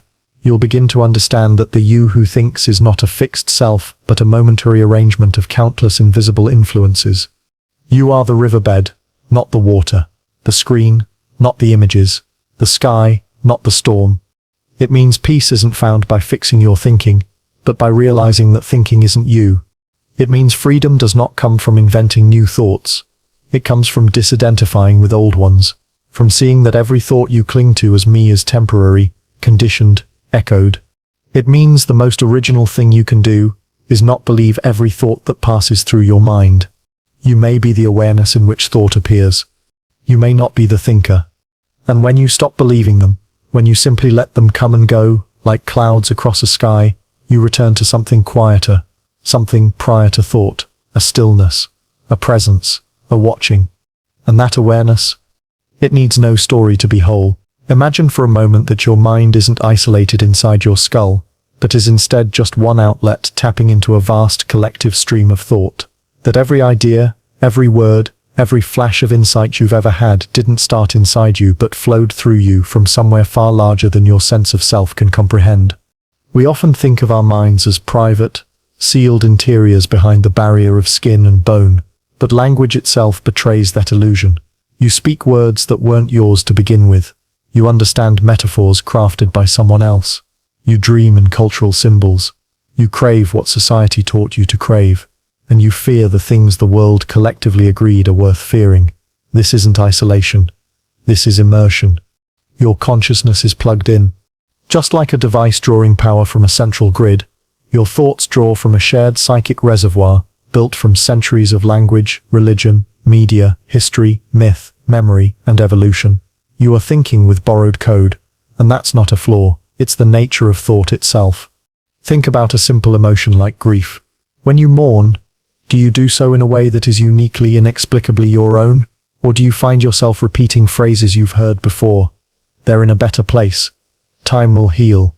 Everything happens for a reason. The words, the cadence, the ritual, they all come from outside you, yet they feel personal. Why? Because the shared stream of mental patterns has been flowing through you since the moment you first understood a sentence. Your mind swims in that stream. It learns from it, builds itself from it, and unless you stop to notice, it becomes indistinguishable from it. There are scientific clues to this too. Mirror neurons fire in your brain when you observe someone else's actions or emotions. Their pain becomes yours. Their laughter lights up your nervous system. You don't just witness the world, you absorb it. You feel it inside. Thought is contagious, and you are permeable. Every belief you hold began in someone else's mouth. Every goal you chase once belonged to a different dreamer. Even your idea of a self was modeled to you by others. Parents, peers, authority figures, fictional characters, heroes and villains. Your internal world is a mosaic of external inputs. What's startling is not that this happens. What's startling is how rarely we realize it. The myth of original thought has been with us for centuries. We want to believe we're unique, self-made, self-authored, untouched by the world. But the truth is far stranger and more beautiful. We're connected. Deeply, invisibly, inextricably. And that connection isn't limited to what you consciously remember. Even the unconscious parts of you, the way your jaw clenches when criticized, the way your heart speeds up in certain rooms, the way you instinctively compare yourself to others, those patterns come from shared experience, inherited trauma, cultural echoes, Generational survival strategies. You are not thinking in a vacuum. You are thinking inside a lineage. And that lineage extends not just backward, but outward. You share mental space with the people around you every day. Ever walk into a room and immediately feel the tension? Though no one said a word, ever sense a mood shift in a crowd? That's the shared mental stream. Consciousness isn't just inside your body. It leaks, it blends, it echoes. The internet has accelerated this in ways we've barely begun to understand. You scroll past hundreds of opinions a day. Each one leaves a mark. You hear 1,000 voices without seeing a single face. And still, your inner monologue changes. Not because you chose it, but because it updated to match the collective. This is why media matters. Why the stories we tell and share are so powerful. They shape the stream, and when the stream shifts, so do we. So what are you really then? A temporary whirlpool in the river of thought. A swirl of individuality made from shared particles. You have a shape, yes. But it's in motion. You have edges, but they blur. The stream doesn't erase you. It creates you, but it also reminds you, you are not alone. You never were. And that's not a loss of self. It's a deeper self. A wider self. A self that knows it is made of many. So the next time you think something brilliant, something painful, something new, pause. Ask yourself, where did this come from? Who thought it before me? What larger current carried it to me? And then imagine all the other minds, scattered across the planet, dipping their cups into the same stream, thinking similar thoughts, feeling similar feelings, trying like you to understand who they are in the flood of everything that came before. The stream is shared, and in that sharing, something eternal lives. That moment you doubted yourself in silence. Whose voice was that, really? It sounded like yours, but maybe it wasn't. Maybe it wasn't. Maybe it was the echo of a teacher's harsh words, a parent's caution, a stranger's judgment you overheard in childhood and buried beneath layers of becoming. These thoughts echo not because they're loud, but because they're old, and because they were never fully questioned. They linger. They never asked permission, did they? As your thoughts slow, as your breath softens, as your mind drifts further from the noise of the day, a curious awareness begins to rise, not of what you are thinking now, but of what has already passed through you, the echoes, the leftovers, the imprints of thoughts you never chose, but somehow became yours. The brain doesn't differentiate well between what is happening and what has happened. To it, the remembered fear is real. The imagined failure is tangible. The echo becomes another building block of identity, and so, without noticing, you become shaped more by what is echoed than by what is present. We like to believe thoughts vanish once they pass. That thinking is a one-way motion. An idea comes, it ends, it's over, but thoughts leave residue, and over time, those residues begin to layer upon each other, like dust on furniture long untouched. Every time you remember something painful and don't re-examine it, the echo of that experience settles deeper into the architecture of yourself, not just as a memory, but as a belief, as a reflex, as a reaction you mistake for your own. This is how the past survives, quietly, invisibly, inside of you. You inherited not only your family's language, but also their silences, not only their dreams but their wounds. Generational echoes bounce through you like sound trapped in a cave. What you call your personality might be the aftershock of someone else's pain. The anxiety you carry may be the echo of a war your grandparents survived. The hesitation to speak your truth may be the echo of a culture that punished truth-tellers. But if you listen carefully, if you pause and become still, you can start to hear which thoughts are yours and which are not. You can begin to discern the original voice from the echo, and in that awareness, something powerful stirs, the ability to stop repeating what never belonged to you. And here's the strange thing about echoes. They don't need to be true to feel real. A lie can echo for decades. If it was spoken with enough certainty, a misconception about your worth can repeat itself long after the original source is gone. The repetition gives it weight, not the reality. Think about this. Echoes are not evil. They are information. They tell us what we've been exposed to, what we've consumed, what we've normalized. But they are not the whole truth. Not even close. The fear that tells you you're not enough. Is it really your voice? Or is it the echo of advertising industries built to profit from your insecurity? The image of success you're chasing, is it the echo of your heart's calling, or the echo of a million social media posts designed to shape your desire? You can choose to trace them back, to follow the sound to its source. And when you do, you might find something astonishing. Silence. The silence of your original awareness before the echoes filled it. A silence that still waits patiently beneath the noise, unchanged, undistorted. That silence is not empty. It's the raw potential of thought before it becomes shaped by outside influence. It's the space where insight is born, where presence lives, where the mind listens instead of speaks. But to reach it, you must pass through the echoes, not fight them, not suppress them, just notice them, watch them arise, repeat, dissolve, like a sound fading down a hallway. Let them pass, let them leave. And then, something begins to shift. Your identity loosens, your thoughts quiet. The echo chamber softens. Not the self you've been echoing, but the one that remains when all repetition has ceased. The self that doesn't need to think to know. The self that watches thoughts come and go like ripples across a still pond. You begin to hear yourself. This self doesn't argue with the echoes. It simply recognizes them for what they are. Old sounds traveling through new space. Because you realize everyone else is living inside echoes too. And here's the final paradox. When you stop clinging to your thoughts as yours, when you stop needing to control or claim them, the mind becomes free. And in that freedom, something unexpected emerges. Compassion. And maybe that sits where peace begins. Not in becoming perfectly free from all echoes, but in knowing them, hearing them clearly, and choosing, gently, not to pass them on. Every angry comment, every judgmental glance, every fearful decision, they're not coming from someone's essence. They're coming from their inherited echoes, their recycled pain, their looping thoughts. Just like yours. You are not what echoes inside you. You are the space that hears them. Not just today, not just in this life, but possibly for generations, for centuries, for lifetimes, if such a thing exists. So here we are, at the end of the echo, or at least at the place where you can finally hear how long it's been bouncing through you. The thoughts you carry, the ones that make you anxious, the ones that make you strive, the ones that make you feel like you are you, they were never entirely yours.